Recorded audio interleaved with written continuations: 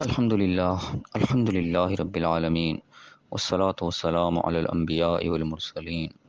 أعوذ بالله من الشيطان الرجيم. بسم الله الرحمن الرحيم. رب اشرح لي صدري ويسر لي أمري واحلل عقدة من لساني يفقهوا قولي واجعل لي وزيرا من أهلي. محترم سامعین، السلام علیکم ورحمۃ اللہ وبرکاتہ. الحمدللہ، قرآن پاک کا مطالعہ ہمارا جاری ہے. سورہ ابراہیم کی آیت نمبر 52 تک ہم پڑھ چکے ہیں، یعنی الحمدللہ سورہ ابراہیم ہماری مکمل ہو چکی.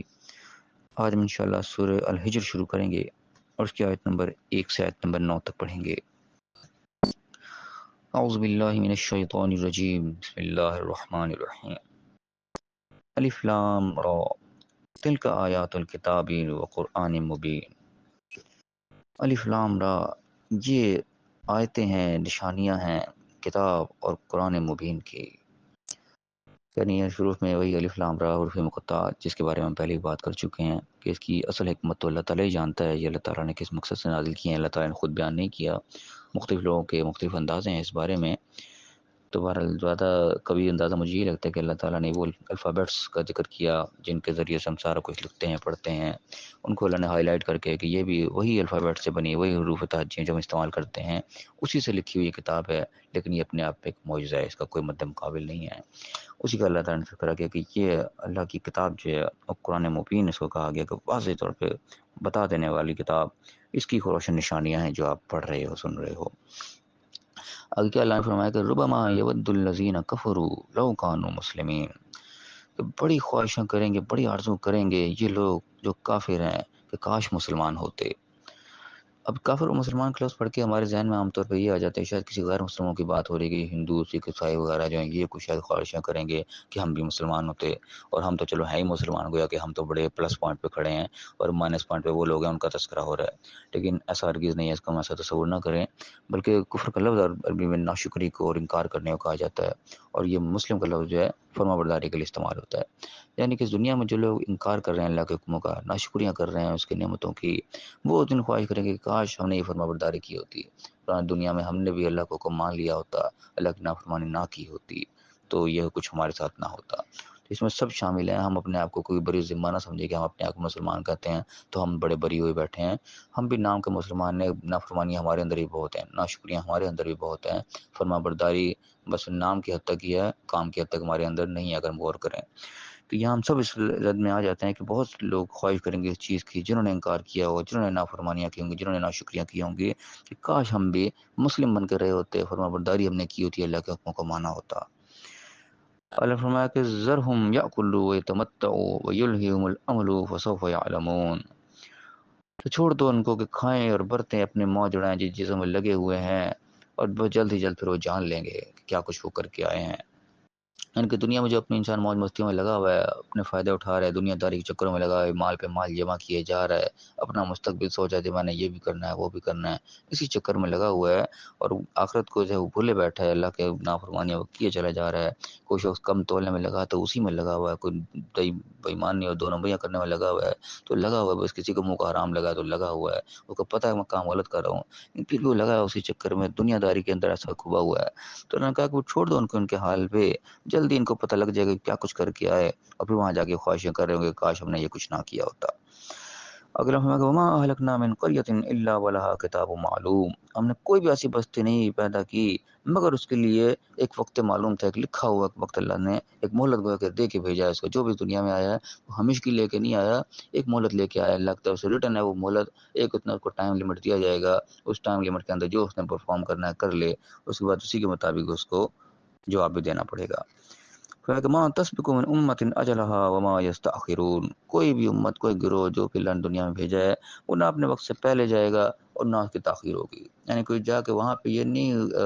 گلا کر سکے گا یا اللہ تو نے مجھے وقت سے پہلے بلا لیا، اتنی تو نے مجھے مہلت نہیں دی کہ میں کچھ کرتا. تو ایسا بھی ہرگز نہیں ہوگا، یہ بھی کوئی گلا نہیں کر سکے گا، نہ اس وقت سے کچھ زیادہ اس کو ٹائم ملے گا. جو ٹائم لمٹ تھی چل جا تجھے اور موقع دیجیے اور کر لے، نہیں، موقع وہ نہیں ہوگا. جو اللہ نے لمٹ رکھ دی ہے بس اس کے مطابق ہوگا، نہ اس وقت سے پہلے ہوگا نہ بعد میں ہوگا. یہ اللہ نے واضح الفاظ میں بتا دیا.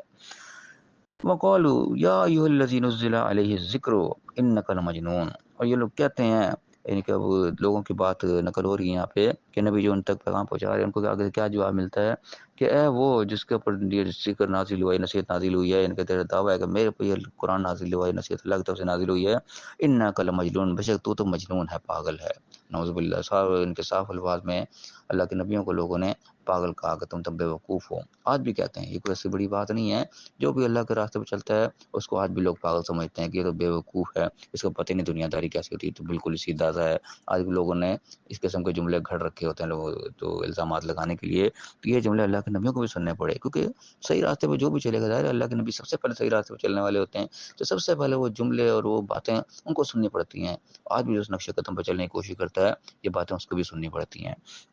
کیا فرمایا کہ جو تو دعوے کر رہا ہے تو پاگل ہے، بے وقوف ہے، مجنون ہے۔ لو ما تاتینا بالملائکۃ ان کنت من الصادقین، تیرے پر فرشتے کیوں نہیں اترے اگر تو سچا ہی ہے تو؟ یعنی کہ تو کہہ رہے میرے اللہ سے رابطہ ہے، یہ ہے، تو تیرے پر فرشتے اترنے چاہیے تھے۔ اسی سے ملتی جلتی باتیں آج بھی سننی پڑتی ہیں کہ لو تو بڑا نمازی پرہیزی بنا پڑتا ہے، بڑا اپنے آپ میں بڑا جو نیک صاحب بنا پڑتا ہے، تو اس چکر میں کیوں پھنس گیا؟ تیرے پہ یہ مشکل کیوں آ گئی؟ تیرے پہ تو ایسا ہونا ہی نہیں چاہیے، تو بڑا نیک ہے نا۔ یہ مختلف قسم کے جملے آج بھی کسے جاتے ہیں۔ یہ وہ بات اس وقت بھی لوگوں نے کسی کہ تمہارے پاس فرشتے کیوں نہیں اتر ہے؟ تم کہتے ہو فرشتے یہ ہوتے ہیں وہ ہوتے ہیں، کہاں ہے ذرا ہمیں بھی لا کے دکھا دو۔ تو اس قسم کی باتیں جو ہیں لوگوں کو آج بھی سننی پڑتی ہیں۔ صرف الفاظ تھوڑے مشکل ہو سکتے ہیں لیکن ضرر وہی پہنچاتے ہیں، تکلیف وہی پہنچاتے ہیں جو اللہ کے نبی کو پہنچائی جاتی تھی۔ آج بھی اس نقش قدم پہ چلے گا، ذہنی تکلیف اس کو بھی ایسی پہنچائی جائے گی، جملوں کا فرق ضرور ہو سکتا ہے لیکن رزلٹ وہی ہے۔ کیا فرمایا کہ ما ننزل الملائکۃ الا بالحق، اللہ تعالیٰ کہہ رہا ہے ہم ایسے ہی نہیں فرشتے نازل کرتے، وہ پھر حق کے ساتھ نازل کرتے ہیں، کوئی فیصلہ دے کے پھر نازل کرتے ہیں۔ وما كانوا اذا منذرین، پھر مہلت نہیں پھر دی جاتی۔ یعنی اللہ کے فرشتے جو ہیں وہ ایسے نہیں اللہ تعالیٰ نازل کرتا رہتا کہ بلا وجہ کسی بخش کے بغیر نازل کیے، فرشتے آتے ضرور ہیں لیکن وہ اللہ کا فیصلہ لے کے آتے ہیں، پھر چاہے وہ جان نکالنے کے لیے آئیں، چاہے روح قبض کرنے کے لیے آئیں، چاہے اللہ کا عذاب پہ لے کر کے آئیں، وہ کوئی نہ کوئی فیصلے لے کے آتے ہیں۔ فرشتے آج بھی آتے ہیں، جتنے بھی دنیا میں لوگ جا رہے ہیں فرشتے آتے ہیں کہ وہ روح قبض کر لے آتے ہیں، پھر وہ کیونکہ جب فرشتے آ جاتا ہے پھر مہلت ختم ہو جاتی ہے۔ اور مجنون ایسے ہی ہوتا ہے جب انسان کے آخر بہت قریب آتا ہے، اس کی آنکھیں ایسی اوپر کو چڑھ جاتی ہیں، ایسے وہ دیکھ رہا ہوتا ہے جیسے کسی کو شاید آتے ہوئے دیکھ رہا ہے۔ ایک قسم کی نشانیاں اللہ نے لوگ دیکھ جاتے ہیں، جاتے جاتے بھی انسان کو محسوس ہوتا ہے کہ کسی کو آتے ہوئے اس نے دیکھ لیا ہے۔ تو فرشتے آ جاتے ہیں پھر، لیکن فرشتے آنے کے بعد پھر وہ مہلت ختم ہو جاتی ہے، پھر واپسی کچھ نہیں ہوتی، پھر وہ آگے ہی جانا پڑتا ہے پھر۔ تو اللہ نے بتایا کہ جب فرشتے نازل ہوتے ہیں پھر حق کے ساتھ ہی ہوتے ہیں، اس کے بعد پھر مہلت نہیں ملتی۔ اور اگر اللہ نے فرمایا کہ انا نحن نزلنا الذکر وانا له لحافظون، یہ وہ یعنی کہ سورہ آفاق آیت جس پہ اللہ تعالیٰ نے صاف دعویٰ کیا اس چیز کا کہ یہ ذکر جو نازل ہوا ہے یہ ہم نے نازل کیا ہے، کوئی ایسے نہیں ہے یعنی کہ پہلے وہ ذکر کا لفظ لے کے تانا مارا گیا نا کہ تو بات کرتے ہیں کہ میرے پاس ذکر نازل ہوا ہے تم تو پاگل ہو، تو اللہ تعالیٰ نے اس ذکر کی گواہی کہ ہاں یہ ذکر نازل ہوا ہے، ہم نے نازل کیا اور ہم اس کی حفاظت کرنے والے ہیں۔ یہ اللہ نے اتنا بڑا دعویٰ جو قرآن کے اندر لکھا اور ایک صدیاں گزر گئیں اور الحمدللہ اللہ کے فضل و توفیق سے دعویٰ آج تک قائم ہے کہ کی حفاظت ایسے ہو رہی ہے جس کی کوئی مثال نہیں ملتی۔ ہم ہزاروں نسخے قرآن کے دیکھتے ہیں دنیا میں چھپ رہے ہیں لیکن الحمدللہ کے فضل و کرم سے اس کے زیر زبر میں کوئی فرق نہیں ڈال سکا، جو کوئی ڈالنے کی کوشش بھی کرتا ہے وہ بھی پکڑا جاتا ہے فوری طور پہ۔ اور یہ اللہ کا فضل ہے کہ جو اس کو نہ ماننے والے بھی ہیں، جو غیر مسلم بھی ہیں، جو کہ اللہ کے نافرمان ہیں، جس قرآن کو اللہ کی کتاب نہیں مانتے لیکن اتنا وہ بھی مانتے کہ جو بھی ہے وہی جو 14 سال پہلے نازل ہوا تھا، جو وہ نبی اپنے قوم کو دے کے گئے، آج تک یہ وہی کا وہی ہے، اس میں تبدیلی کوئی نہیں آئی، چاہے وہ اپنے ہاتھ سے لکھ کے گئے چاہے کچھ بھی لکھ کے گئے، لیکن ہے یہ وہی ہے، تبدیل نہیں ہوا۔ تو اتنا بڑا اللہ کا معجزہ جو ہے یہ خود منہ بولتا ثبوت ہے کہ یہ حفاظت اللہ کی طرف سے ہو رہی ہے، یہ ایک شخص کوئی انسان اس قسم کی حفاظت نہیں کر سکتا۔ وہ دعویٰ اللہ نے آپ کو لکھا کہ ہم نے ذکر نازل کیا اور ہم ہی کی حفاظت کرنے والے ہیں اور اس کی حفاظت کو ہم آنکھوں سے دیکھ رہے ہیں۔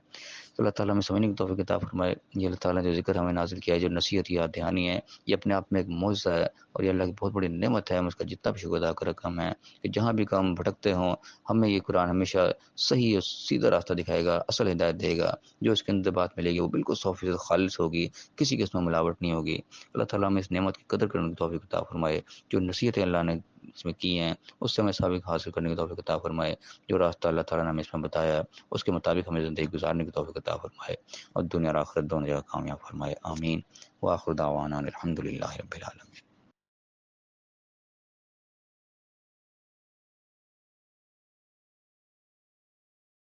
الحمد للہ رب العالمین، والصلاة والسلام علی الانبیاء والمرسلین۔ اعوذ باللہ من الشیطان الرجیم، بسم اللہ الرحمن الرحیم۔ رب اشرح لی صدری ویسر لی امری واحلل عقدۃ من لسانی یفقہوا قولی واجعل لی وزیرا من اہلی۔ محترم سامعین، السلام علیکم ورحمۃ اللہ وبرکاتہ۔ الحمدللہ ہمارے پاک ہم تعالیٰ ہمارا جاری ہے۔ سورہ الحجر کی آیت نمبر 9 تک ہم پڑھ چکے ہیں۔ آج انشاءاللہ آیت نمبر 10 سے آیت نمبر 15 تک پڑھیں گے۔ اعوذ باللہ من الشیطان الرجیم، بسم اللہ الرحمن الرحیم۔ وَلَقَدْ أَرْسَلْنَا مِن قَبْلِكَ فِي شِيَعِ الْأَوَّلِينَ، اور یقیناً ہم نے تم سے پہلے بھی اپنے بھیجے پیغامات یا رسول پہلی امتوں میں، پہلی جماعتوں میں بھی۔ وما یأتیہم من رسول، اور نہیں ان کے پاس کوئی بھی رسول آتا تھا، الا کانوا بہ یستہزئون، مگر وہ اس سے مذاق کرتے تھے، اس کو مذاق سمجھتے تھے، اس کا مذاق اڑاتے تھے۔ یعنی کہ جو پیغمبر اللہ تعالیٰ بھیجتا تھا پہلے امتوں میں بھی، ان کا مذاق اڑایا گیا، ان کو سیریس نہیں لیا گیا، ان کو سمجھا گیا کہ بس یہ ویسے کوئی ہمیں ڈرانے آئے ہیں، ہمارے راستے سے ہمیں ہٹانے آئے ہیں، ان کو اگنور کر دیا گیا۔ تو کیا ہوا کہ کذالک نسلکہ فی قلوب المجرمین، پھر ہم نے اسی طرح ہی مجرموں کے دلوں میں ان کو چلا دیا، یعنی کہ اس کی روش کو جس پہ وہ چلتے تھے، کہ حق ان کے پاس آتا تھا اس کو جھٹلاتے تھے، اس کا مذاق اڑاتے تھے، تو اللہ تعالیٰ نے پھر ان کو وہیں چلا دیا کہ ٹھیک ہے تم یہیں چلنا چاہتے ہو تو چلو۔ کیا کرتے تھے؟ لا یؤمنون بہ، اس کو ایمان نہیں لاتے، اس کی بات کو مانتے نہیں تھے۔ پیغمبر جو آ کے بات بتاتے تھے، جس راستے کو چلنے کو کہتے تھے اس راستے کو نہیں چلتے تھے، بات کو نہیں مانتے تھے، بلکہ الٹا مذاق اڑاتے تھے۔ تو وقت خلط سنت الاولین، تو پہلوں کی سنت جو ہے وہ گزر چکی، پہلے کی عادت جو تھی، طریقہ یہ گزر چکا، یہ بھی پہلے سے ایسا ہوتا آ رہا ہے۔ یعنی کہ آپ صلی اللہ علیہ وسلم بھی جب پیغام اللہ کے پہنچاتے تھے لوگوں کو، تو آپ صلی اللہ علیہ وسلم کا ہی مذاق اڑایا کہ ہم جانتے اللہ تعالیٰ نے بتایا مختلف انداز سے، کہ لوگوں نے پتہ نہیں کیا کیا کچھ کہا ان کو۔ تو اللہ تعالیٰ بتا رہے کہ اس میں کوئی ڈسہارٹ ہونے والی بات نہیں ہے، کوئی نئی چیز نہیں ہے، پہلے بھی ایسا ہوتا آیا ہے۔ جو لوگ مانتے تھے وہ تو مانتے تھے، لیکن جو نہیں مانتے تھے وہ ہمیشہ مذاق ہی اڑاتے آئے ہیں۔ ہر نبی کا اس طرح مذاق اڑایا گیا اور کو سیریس نہیں لیا گیا۔ تو انہوں نے فرمایا کہ یہ طریقہ پہلے چلتا آ رہا ہے، کوئی ایسی نئی بات نہیں ہے۔ اگر میں کہا وَلَوْ فَتَحْنَا عَلَيْهِمْ بَابًا مِّنَ السَّمَاءِ فَظَلُّوا فِيهِ يَعْرُجُونَ، تو اگر ہم ان کے اوپر آسمان کا کوئی دروازہ بھی کھول دیتے کہ اس میں وہ چڑھتے، خود کھولتے، آ کے چڑھ جاتے، اس کے اندر دیکھتے، لقالوا، پھر بھی وہ یہی کہتے کہ انما سکرت ابصارنا، کہ ہماری تو آنکھیں جو ہے جکڑ لی گئی ہیں، نشہ چڑھا دیا گیا ہے، بل نحن قوم مسحورون، بلکہ ہم تو جادو زدہ قوم بن گئے ہیں، ہمارے اوپر تو جادو کر دیا گیا ہے۔ یعنی کہ یہاں پہ بات یہ بتائی جا رہی ہے کہ جب انسان انکار کرنے پہ آتا ہے تو سامنے بالکل حقیقت ایسے واضح ہوتی ہے جو کہ بالکل روشن ہوتی ہے، اس کو بھی انسان انکار کر جاتا ہے، اس کو بھی کوئی نہ کوئی نام دے کے جو ہے وہ اسے پیچھے ہٹ جاتا ہے۔ یعنی اس کی ایک مثال دے اللہ تعالیٰ نے کہ اگر آسمان کا دروازہ بھی ہم کھول دیتے، یعنی کو بتایا جاتا تھا نا، ڈرایا جاتا تھا کل کو یہ دن آنے والا ہے، یہ جہنم آگے تیار ہے، اچھے کام کرو تو جنت تیار ہے۔ اب یہ چیزیں ظاہر ہے پردے کے پیچھے ہیں، تو اللہ تعالیٰ پردے کو ہٹانے کا اشارہ دے رہا ہے کہ آسمان کا دروازہ بھی کھول دیتے ہیں، وہ پردہ بھی ہٹا دیا جاتا، اپنی آنکھوں سے جا کر دیکھ لیتے، اس کے اوپر چڑھ جاتے، دیکھاتے سارا کچھ، پھر بھی انہوں نے نہیں ماننا تھا۔ جو کہ یعنی کہ جو جس روز پہ چل رہا ہو تو وہاں سے خود کو نہیں بدلنا چاہتا، اس کی اتنی نشانی اللہ تعالیٰ یہاں پہ دکھا دیتا ہے کہ اگر وہ صحیح ہونا چاہے تو صحیح ہو سکتا ہے۔ صحیح ہونے والے اسی طرح صحیح ہوتے ہیں، جو انہوں نے اصلاح کرنی ہوتی ہے وہ اپنی اصلاح وہی نشانی سے کر لیتے ہیں جو سب کو دکھائی جا رہی ہوتی ہیں، لیکن جنہوں نے اصلاح نہیں کرنی ہوتی ہے، جنہوں نے ڈھٹائی دکھانی ہوتی ہے، وہ پھر جو مرضی کر لیں، جس طرح مرضی ان کو سمجھا دیا جائے، بتا دیا جائے، ہر چیز کھول کے بیان کر دی جائے، اس کے باوجود بھی وہ نہیں مانتے۔ اس کی مثال یہاں پہ اللہ تعالیٰ نے دی کہ آسمان کا دروازہ بھی کھول دیا جاتا، تب بھی وہ یہی کہتے ہیں کہ ہمارے تو آنکھوں کو جادو کر دیا گیا ہے۔ کیونکہ یہاں پہ وہ ہیل حجت کرنے والے مختلف قسم کی حجتیں کرتے تھے کہ آپ کے پاس فرشتہ کیوں نہیں نازل ہو گیا، آپ کو نشانی کیوں نہیں لے کے آ گئے، ایسا ہوتا تو ایسا کیوں نہ ہوتا۔ یہ ہیل حجت بازی جو تھی وہ کیا کرتے تھے،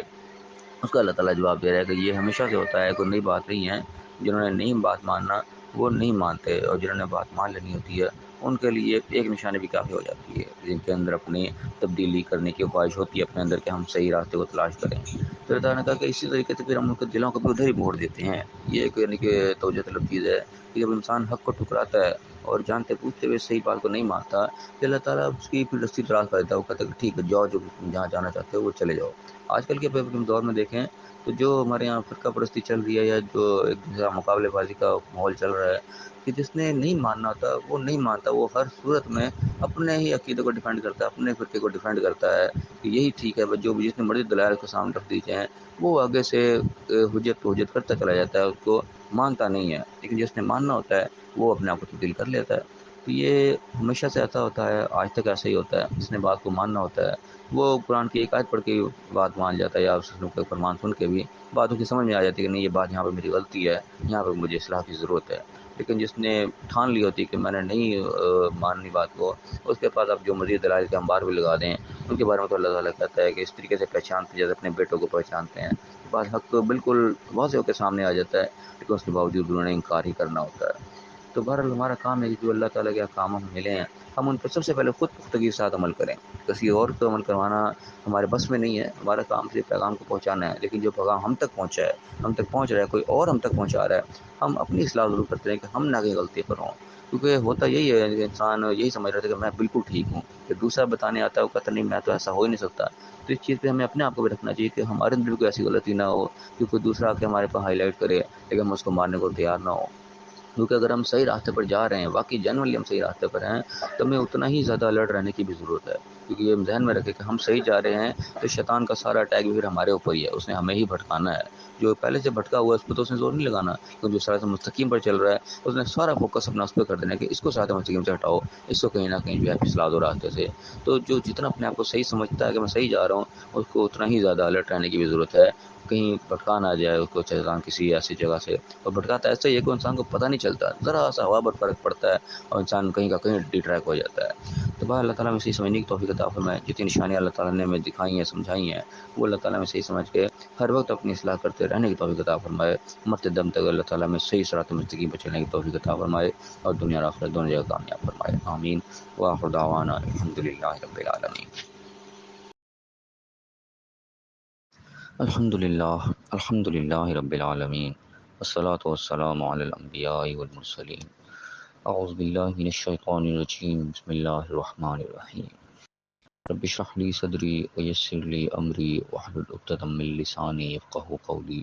واجعل لی وزیرا من اہلی۔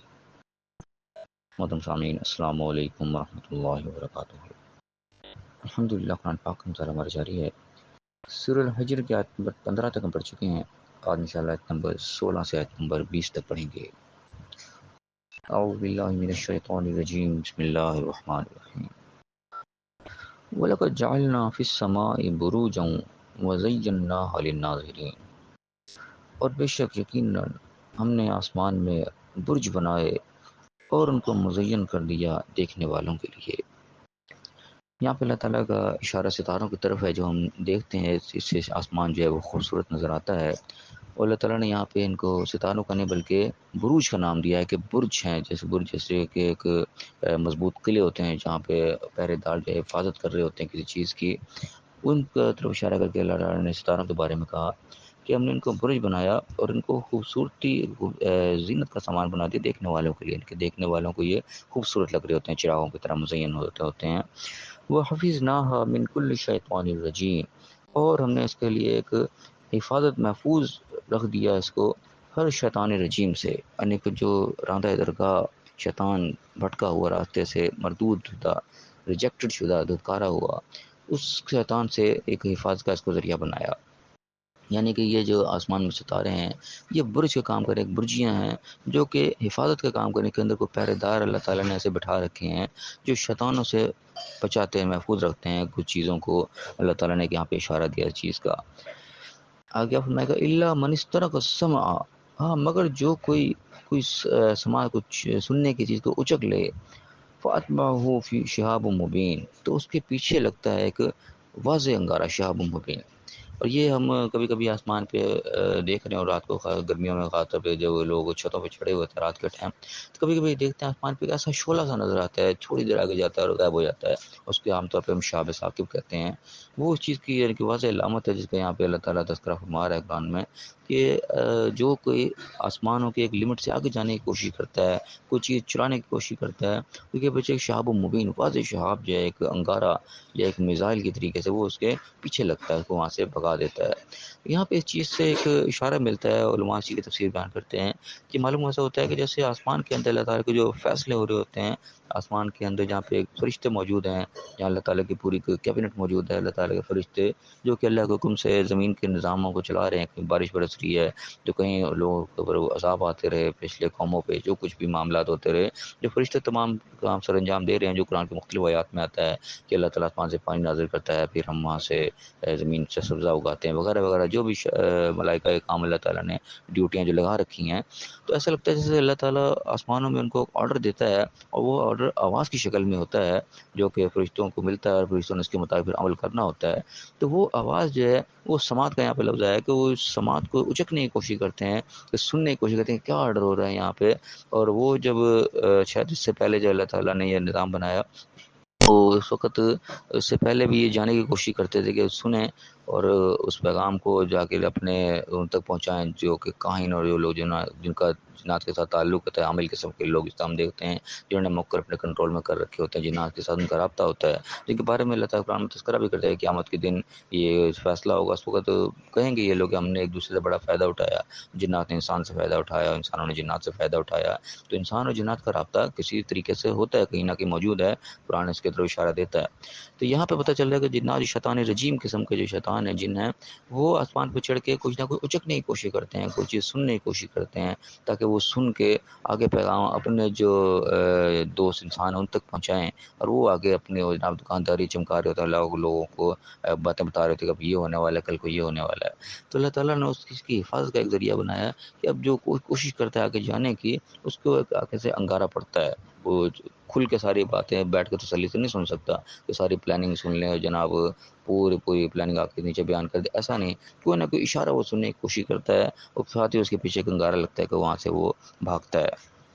تو یہاں پہ اللہ تذکرہ کہ جو کہ چوری سے چھپ کے کوئی اچکنے کی کوشش کرتا ہے، تو اس کے پیچھے شہاب مبین جو ہے وہ لڑتا ہے۔ والارض مددناها والقینا فیہا رواسیا،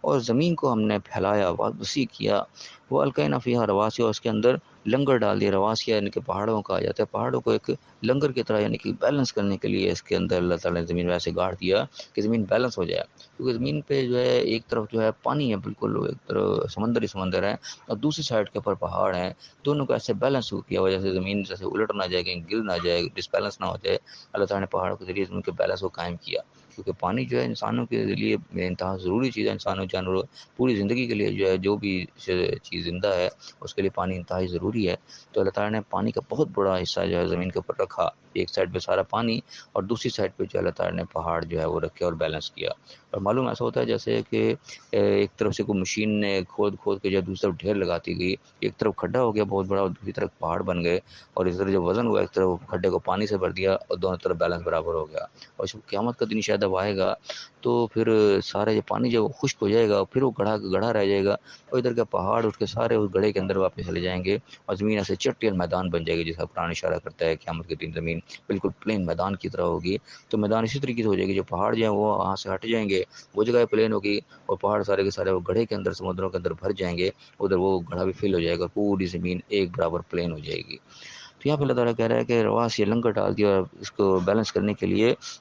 وَأَنبَتْنَا فِيهَا مِن كُلِّ شَيْءٍ مَوْزُونٍ، اور ہم نے ہر چیز کو اس میں اگایا بالکل ایک موزون، ایک متوازن طریقے سے، ایک بالکل بیلنس کے ساتھ، مکمل اندازے کے ساتھ۔ کسی چیز کو اللہ تعالیٰ نے بالکل ان لمیٹڈ نہیں کیا کہ کچھ حد سے زیادہ ہو گئی، جس طرح کوئی جانور مخلوقات ہیں ان کی پیدائش اتنی زیادہ ہوتی ہے، جس طرح مچھلیاں ہیں یا سانپ ہیں، کہ ان کی پیدائش اتنی زیادہ ان کے اندر صلاحیت ہے پیدا کرنے کی، کہ اگر اللہ تعالیٰ ان کو کنٹرول کے اندر نہ رکھے تو یہ بے شمار ہو جائیں۔ سانپوں کا بھی یہی حساب ہے، اور اس طرح مچھلیوں کا بھی خاص طور پہ یہ حساب ہے کہ وہ خود ہی اپنے انڈے بچوں کو خود بھی کھا جاتی ہیں، خود ہی، یعنی کہ مچھلیاں چھوٹی مچھلیوں کو کھا رہی ہوتی ہیں، سانپ اس لیے چھوٹے سانپوں کو کھا رہے ہوتے ہیں۔ یہ اگر چیز نہ ہو تو اتنے زیادہ ہو جائیں کہ پیر رکھنے کی جگہ نہ رہے زمین پہ، اس قسم کا، یعنی کہ جو سائنسدان قسم کے لوگ ہیں وہ چیز بتاتے ہیں کہ ان کی افزائش اتنی تیزی سے ہوتی ہے، لیکن اللہ تعالیٰ نے ان کو متوازن رکھا ہوا ہے، ایک لمٹ کے اندر رکھا ہوا ہے، حد سے اوپر نہیں جانے دیا کسی چیز کو بھی۔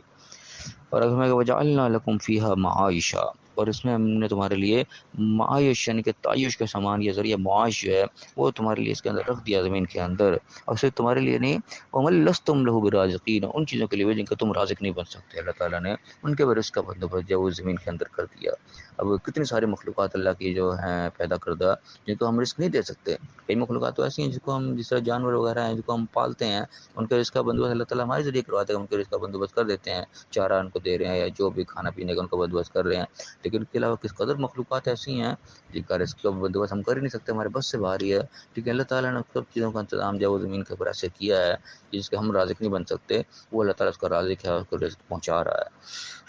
یہ مختلف قسم کی کچھ نشانیاں اللہ تعالیٰ نے ہمیں دکھائی ہیں یہاں پہ زمین کے اندر، جو کہ مشاہدہ کرنے سے پتہ چلتی ہیں، اور اللہ کی قدرتوں کا ایک مظہر ہے کہ تمام چیزیں کیسے ہو رہی ہیں۔ تو یہ خاص طور پر جو غیر مسلم قسم کے لوگ ہیں، جو اللہ کو نہ ماننے والے بھی ہیں، لیکن وہ سائنس کے میں بڑی ترقی کرتے ہیں اور بڑے آگے کرتے ہیں اور بڑی ریسرچنگ کرتے ہیں، یہ سب چیزیں جب وہ دیکھتے ہیں تو اس چیز سے ان کو نشانیاں ملتی ہیں کہ یہ سب کچھ اتنا نظام چلانے والا کون ہے، کس نے اتنا سسٹم چلا رکھا ہے، کوئی تو اس کے پیچھے ہے جو سارے کا سارا نظام چل رہا ہے، اتنا نظام آٹومیٹکلی خود سے نہیں چل سکتا۔ تو ان نشانوں کے ذریعے بھی اللہ تعالیٰ کی نشانی ان کو نظر آتی ہے، ایک کو پھر وہ پہچانتے ہیں، پھر ان کو ماننا پڑتا ہے، وہ اللہ کے نام سے نہ مانے تو اس کو سپریم بینگ کے نام سے ہم مانتے ہیں، کہ سپریم بینگ ہے، کوئی ایسی ہستی ہے جو سارے کے نظام کو جو ہے وہ چلائے ہوئے، کوئی نہ کوئی تو وہ ہے، وہ چاہے نہ چاہتے بھی اللہ کو جو ہے وہ معرفت ان کو حاصل ہوتی ہے۔ اسی لیے اللہ تعالیٰ نے کہا کہ اللہ تعالیٰ نے نشانیاں اپنے بے شمار رکھی ہیں، ان نشانیوں سے تم دیکھو سمجھو اور اللہ کو پہچانو، اور اس کے مطابق جو پھر اللہ تعالیٰ حکم دے رہا ہے اس کے مطابق تم زندگی گزارو۔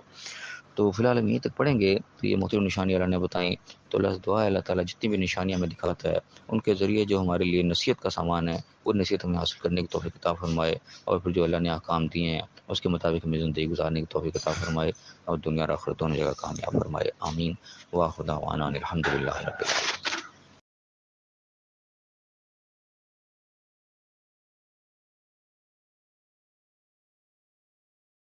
الحمد للہ رب العالمین، والصلاة والسلام علی الانبیاء والمرسلین۔ اعوذ باللہ من الشیطان الرجیم، بسم اللہ الرحمن الرحیم۔ رب اشرح لي صدري ويسر لي امری واحلل عقدۃ من لسانی یفقهوا قولی واجعل لي وزیرا من اہلی۔ محترم سامعین، السلام علیکم ورحمۃ اللہ وبرکاتہ۔ الحمدللہ، قرآن پاک کا مطالعہ ہمارا جاری ہے۔ سورہ الحجر کی آیت نمبر 20 تک ہم پڑھ چکے ہیں، آج انشاءاللہ آیت نمبر 21 سے آیت نمبر 25 تک پڑھیں گے۔ اعوذ باللہ من الشیطان الرجیم، بسم اللہ الرحمن الرحیم۔ وَإِن مِّن شَيْءٍ إِلَّا عِندَنَا خَزَائِنُهُ وَمَا نُنَزِّلُهُ إِلَّا بِقَدْرٍ مَّعْلُومٍ۔ اور کوئی چیز ایسی نہیں ہے جس کے ہمارے پاس خزانے نہ ہوں، کوئی چیز ایسی نہیں ہے مگر ہمارے پاس اس کے خزانے ہیں، اور لیکن ہم جو نازل کرتے ہیں وہ ایک خاص اندازے کے مطابق ہوتا ہے۔ یعنی اللہ تعالیٰ سے ہم جو چیزیں مانگ رہے ہوتے ہیں، جو چیزیں اللہ تعالیٰ زمین پہ بھیج رہا ہے، نازل کر رہا ہے، رزق ہے، پانی ہے، جو بھی نعمت اللہ تعالیٰ کی ہیں، اللہ کے یہاں اس کے پاس اس کے خزانے موجود ہیں۔ اللہ کے یہاں کوئی لمیٹڈ نہیں ہے، ان لمیٹڈ ریسورسز اللہ کے پاس موجود ہیں۔ ٹھیک ہے، اللہ تعالیٰ جو نازل کرتا ہے زمین پہ وہ ایک اندازے کے ساتھ ہوتا ہے، ایک حساب کتاب کے ساتھ ہوتا ہے، بے حساب نہیں ہوتا۔ اس لیے کہا جاتا ہے کہ اللہ سے جب مانگو کھل کے مانگو، اللہ کے یہاں کوئی کمی نہیں ہے،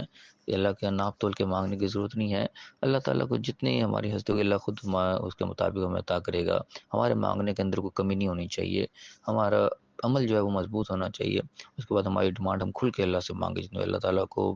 ہم جتنا اللہ سے مانگیں گے اللہ تعالیٰ ہمیں اتنا ہی عطا کرے گا۔ اللہ تعالیٰ کو پسند ہے یہ چیز کہ ہم اس سے مانگیں۔ اللہ تعالیٰ یہاں پہ کہہ رہے کہ اس کے پاس خزانے موجود ہیں، اس کے خزانے میں کوئی کمی نہیں ہے، لیکن جو اس کا نازل کرنا ہے وہ ایک اندازے کے ساتھ ہے، وہ بے حساب نہیں ہے۔ جو جس کا جتنا حقدار ہوتا ہے اتنا اس کو اللہ کی طرف سے مل جاتا ہے، جتنے اس کی دنیا میں جس چیز کی ضرورت ہوتی ہے اس کے مطابق اللہ تعالیٰ نازل کرتا ہے۔ کمی کوئی چیز نہیں ہے اس کے یہاں پہ۔ یعنی کہ اگر ہمیں کوئی چیز کمی مل رہی ہے، ہماری ضرورت پوری نہیں ہو رہی ہے، اس میں کہیں نہ کہیں ہماری کوتاہی ہے، ہماری کمی ہے کہ ہم اپنے آپ کو اتنا حقدار نہیں بنا پا رہے کہ ہمیں اتنا ملے۔ اللہ کے خزانوں میں تو ظاہر بات ہے کوئی کمی نہیں ہے، وہ اللہ تعالیٰ نے صاف الفاظ میں بتایا کہ ہمارے پاس خزانوں کے خزانے موجود ہیں، لیکن جو نازل ہونا ہے وہ ایک اندازے کے ساتھ ہے۔ وَأَرْسَلْنَا الرِّيَاحَ لَوَاقِحَ فَأَنزَلْنَا مِنَ السَّمَاءِ مَاءً۔ اور ہم ہی پھر بھیجتے ہیں ہواؤں کو جو بوجھل ہوتی ہیں، اس کے اندر پانی ہوتا ہے یا اور بھی جو بھی اللہ تعالیٰ نے نعمتیں ان کے اندر رکھتا ہے، ہوائیں جو آ رہی ہوتی ہیں وہ اپنا بوجھ ساتھ لے کے آ رہی ہوتی ہیں۔ فَأَنزَلْنَا مِنَ السَّمَاءِ مَاءً، پھر ہم آسمان سے پانی نازل کرتے ہیں، پانی آتا ہے آسمان سے۔ فَأَسْقَيْنَاكُمُوهُ، پھر ہم اسی سے تمہیں پینے کو بھی دے، تمہیں سیراب کر دیتے ہیں۔ نہیں، پانی جو ہے بیسکلی زندگی کی بنیاد ہے، پانی کے بغیر زندگی جو ہے وہ ناممکن ہے ہمارے یہاں، جسے ہم مشاہدہ بھی کر کے دیکھ سکتے ہیں اس چیز کا۔ تو اللہ تعالیٰ پانی کی مثال دے رہے ہیں کہ پانی بھی ہم نازل کرتے ہیں، اسی میں سے تمہیں پینے کو بھی پھر ملتا ہے، انسان کے پینے کا بھی بندوبست ہو جاتا ہے، اور تمام چیزیں پھر اسی کے ذریعے، پھر سبزہ بھی جو اگتا ہے اور جانور بھی اسی میں سے کھاتے پیتے ہیں، تمام جو ہے زندگی کا نظام جو ہے پھر وہ چلتا ہے۔ پانی اگر نہ ہو تو ہم ایک لمحے کے لیے دیکھ لیں کہ ہمارے گھروں میں ہم دیکھ لیں پانی کا جو انتظام ہوتا ہے، اگر ایک دن کے لیے پانی پیچھے سے آنا بند ہو جائے تو ایک دم جو سارا نظام جو ہے دھرم بھرم ہونا شروع ہوتا ہے کہ پانی نہیں آ رہا، اب کیا کریں۔ پانی یعنی کہ اتنی بنیادی ضرورت ہے انسان کے لیے، اور اللہ تعالیٰ نے اس کا کیسا بندوبست کر رکھا ہے کہ وہ فری آف کاسٹ ہی ہمیں اللہ تعالیٰ کی طرف سے نازل ہوتا رہتا ہے۔ تو اللہ کہہ رہا ہے ہم اس میں سے تمہیں پلاتے بھی ہیں، وما انتم لہو بخازنین، اور تم اس کے خزانچی نہیں تھے، پانی کے خزانے تمہارے پاس نہیں تھے، اللہ نے سارا بندوبست کیا صرف، یعنی کہ انسان کے زمین سے اترنے سے پہلے اللہ تعالیٰ نے یہ بندوبست انسان کے لیے کر کے رکھے ہوئے تھے کہ انسان ان چیزوں کا خزانچی نہیں ہے۔ یعنی اللہ تعالیٰ اپنی نعمتوں کی طرف توجہ دلا رہا ہے کہ انسان کتنی نعمتیں ہیں اللہ تعالیٰ کی، جب وہ استعمال کرتا ہے اس کے باوجود اتنی انسان ناشکریاں بھی اس بیچ میں کر رہا ہوتا ہے، تو انسان کا علم فکری ہے کہ اتنی نعمتیں اللہ تعالیٰ نے اس کو مفت میں دے رکھی ہیں بغیر کسی اس کے معاوضے کے، اور کے بعد انسان اللہ کا شکر ادا نہ کرے اور اس کا حق ادا نہ کرے تو پھر یعنی کہ سزا کا مستحق ہی ٹھہرے گا نا پھر انسان۔ وَإِنَّا لَنَحْنُ نُحْيِي وَنُمِيتُ وَنَحْنُ الْوَارِثُونَ، کو بے شک ہم ہی زندگی اور موت دینے والے بھی ہیں، یعنی کہ زندگی جتنی بھی چل رہی ہے رواں دواں جو ہے یہ اللہ کے حکم سے، اور یہ اسی کے حکم سے آخر ڈیڈ بھی ہو جانی ہے، موت بھی اس کو آ جانی ہے۔ انسان کی اپنی زندگی کا یہی حال ہے، اور جتنی نعمتیں اس دنیا میں آج تک آتی رہی ہیں اندر آ رہی ہیں، تمام چیزوں کا یہ حال ہے کہ وہ اللہ کی طرف سے آتی ہیں، ایک زندگی کی رمق ان کے اندر آتی ہے، پھر وقت کے ساتھ ساتھ ختم بھی ہو جاتے ہیں، انسان بھی آتے ہیں، انسان ختم ہوتے بھی جا رہے ہیں ساتھ ساتھ۔ آگے کیا فرمایا کہ وَنَحْنُ الْوَارِثُونَ، کے وارث ہم ہی ہیں۔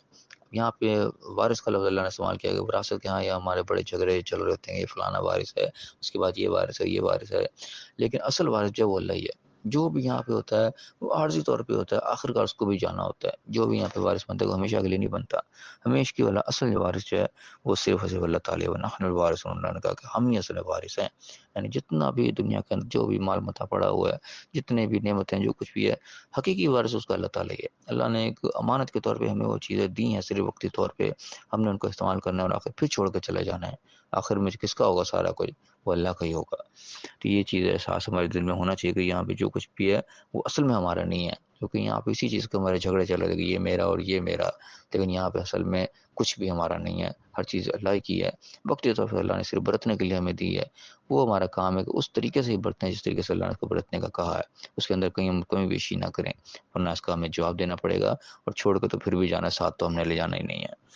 تو وہ اللہ تعالیٰ نے بات بتایا کہ نحن الوارثون، ہم ہی وارث ہیں۔ اگر ہمارے کہ وَلَقَدْ عَلِمْنَا الْمُسْتَقْدِمِينَ مِنْكُمْ وَلَقَدْ عَلِمْنَا الْمُسْتَأْخِرِينَ، اور یقیناً ہم جانتے ہیں جو تم میں سے آگے نکل گئے، تم لوگوں میں سے، اور یقیناً ہم جانتے ہیں کہ جو پیچھے رہ گئے، یعنی کہ جو کیا پرفارم کر رہا ہے، کون آگے جا رہا ہے، کون پیچھے رہ رہا ہے، ہر چیز اللہ کے علم میں بالکل نوٹ ہوتے چلی جا رہی ہے، اور یہ رزلٹ آخرکار ہمیں ایک دن ہمارے سامنے آئے گا، جب قیامت کے دن اللہ کے سامنے کھڑے ہوں گے، سب پتہ چل جائے گا کون آگے نکلا اور کون پیچھے رہ گیا، کس نے کیا پرفارم کیا، کس نے کیا رزلٹ پایا۔ اللہ تعالیٰ کے علم میں سب کچھ ہے، اللہ تعالیٰ سے کوئی بچ کے نہیں جا سکتا، کوئی اللہ کو ڈوج دے کے نہیں نکل سکتا، کوئی دھوکہ نہیں دے سکتا، اپنے آپ کو دھوکہ دے گا جو بھی دے گا۔ وَإِنَّ رَبَّكَ هُوَ يَحْشُرُهُمْ، بے شک تیرا رب جو ہے وہ سب کو جمع کرے گا، سب نے اللہ کے سامنے جمع ہونا ہے، اپنا اپنا حساب کتاب لینا، اپنا رزلٹ حاصل کرنا ہے، اس کے مطابق جو ہے اچھا برا سب کو بدلا بھی ملے گا۔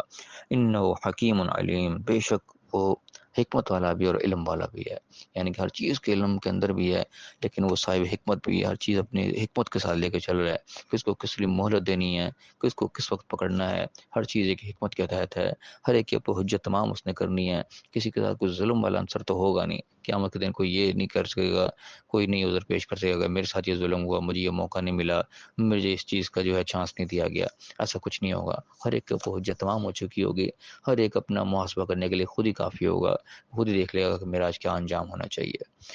تو بہر اللہ تعالیٰ میں سمجھنے کی توفیق عطا فرمائے، چھوٹی چھوٹی نشانی جو اللہ تعالیٰ میں بتاتا ہے یہ اتنی واضح ہے ہمارے سمجھنے کے لیے کہ ہمیں اپنی زندگی کی حقیقت کا پتہ چلے کہ ہم یہاں پہ کیوں آئے ہیں، کس مقصد کے لیے آئے ہیں اور کہاں ہم نے جانا ہے۔ اللہ تعالیٰ ہمیں اس مقصد کو سمجھنے کی توفیق عطا فرمائے، یہ دنیا کی لڑائی جھگڑے جو ہیں ان سے ہمیں محفوظ رکھنے کی توفیق عطا فرمائے، جو اصل مقصد ہمارا دنیا میں آنے کا وہ ہمیں حاصل کرنے کی توفیق عطا فرمائے، اور دنیا اور آخرت دونوں کا کامیاب فرمائے، آمین۔ وآخر دعوانا الحمد للہ رب العالمین۔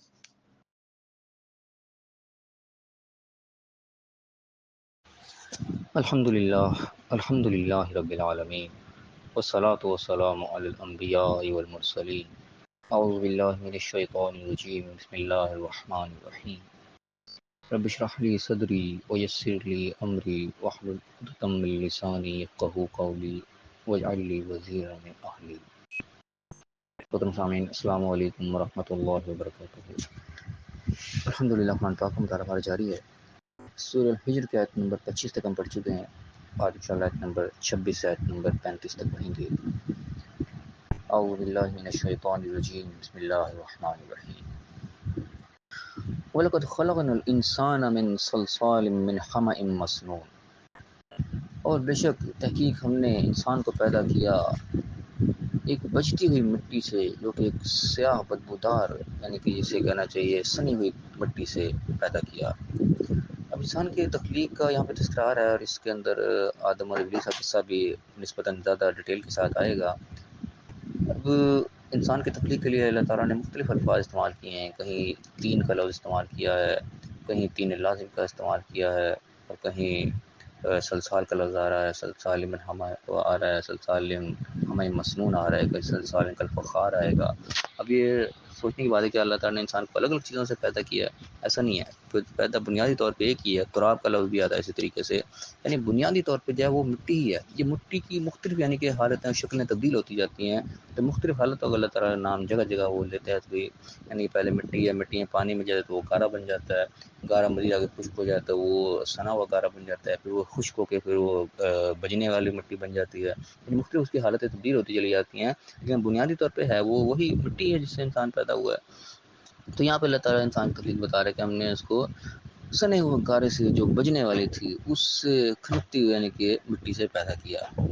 والجان، اور جنات کو خلقناہ من قبل، پیدا کیا اس سے پہلے، یعنی کہ انسان سے پہلے جنات پیدا ہوئے، من نار السموم، آگ کی لپٹ سے، آگ کے دھوئیں سے۔ یہ یعنی کہ انسان اور جنات دونوں کی تخلیق کا یہاں پہ اللہ تعالیٰ نے تذکرہ کیا کہ ہم ہی نے ان دونوں کو پیدا کیا ہے۔ اور آگے اب یہاں پہ جو ہے قصہ آگے شروع ہو لگا ہے، جو آدم علیہ السلام کو سجدے والا واقعہ جو آگے ہوا۔ فرمایا کہ اذ قال ربک للملائکۃ، اور جب تیرے رب نے کہا ملائکہ سے، فرشتوں سے۔ اب یہاں پہ یہ بات غور طلب ہم دیکھتے چلے جائیں یہاں پہ، کیونکہ ایک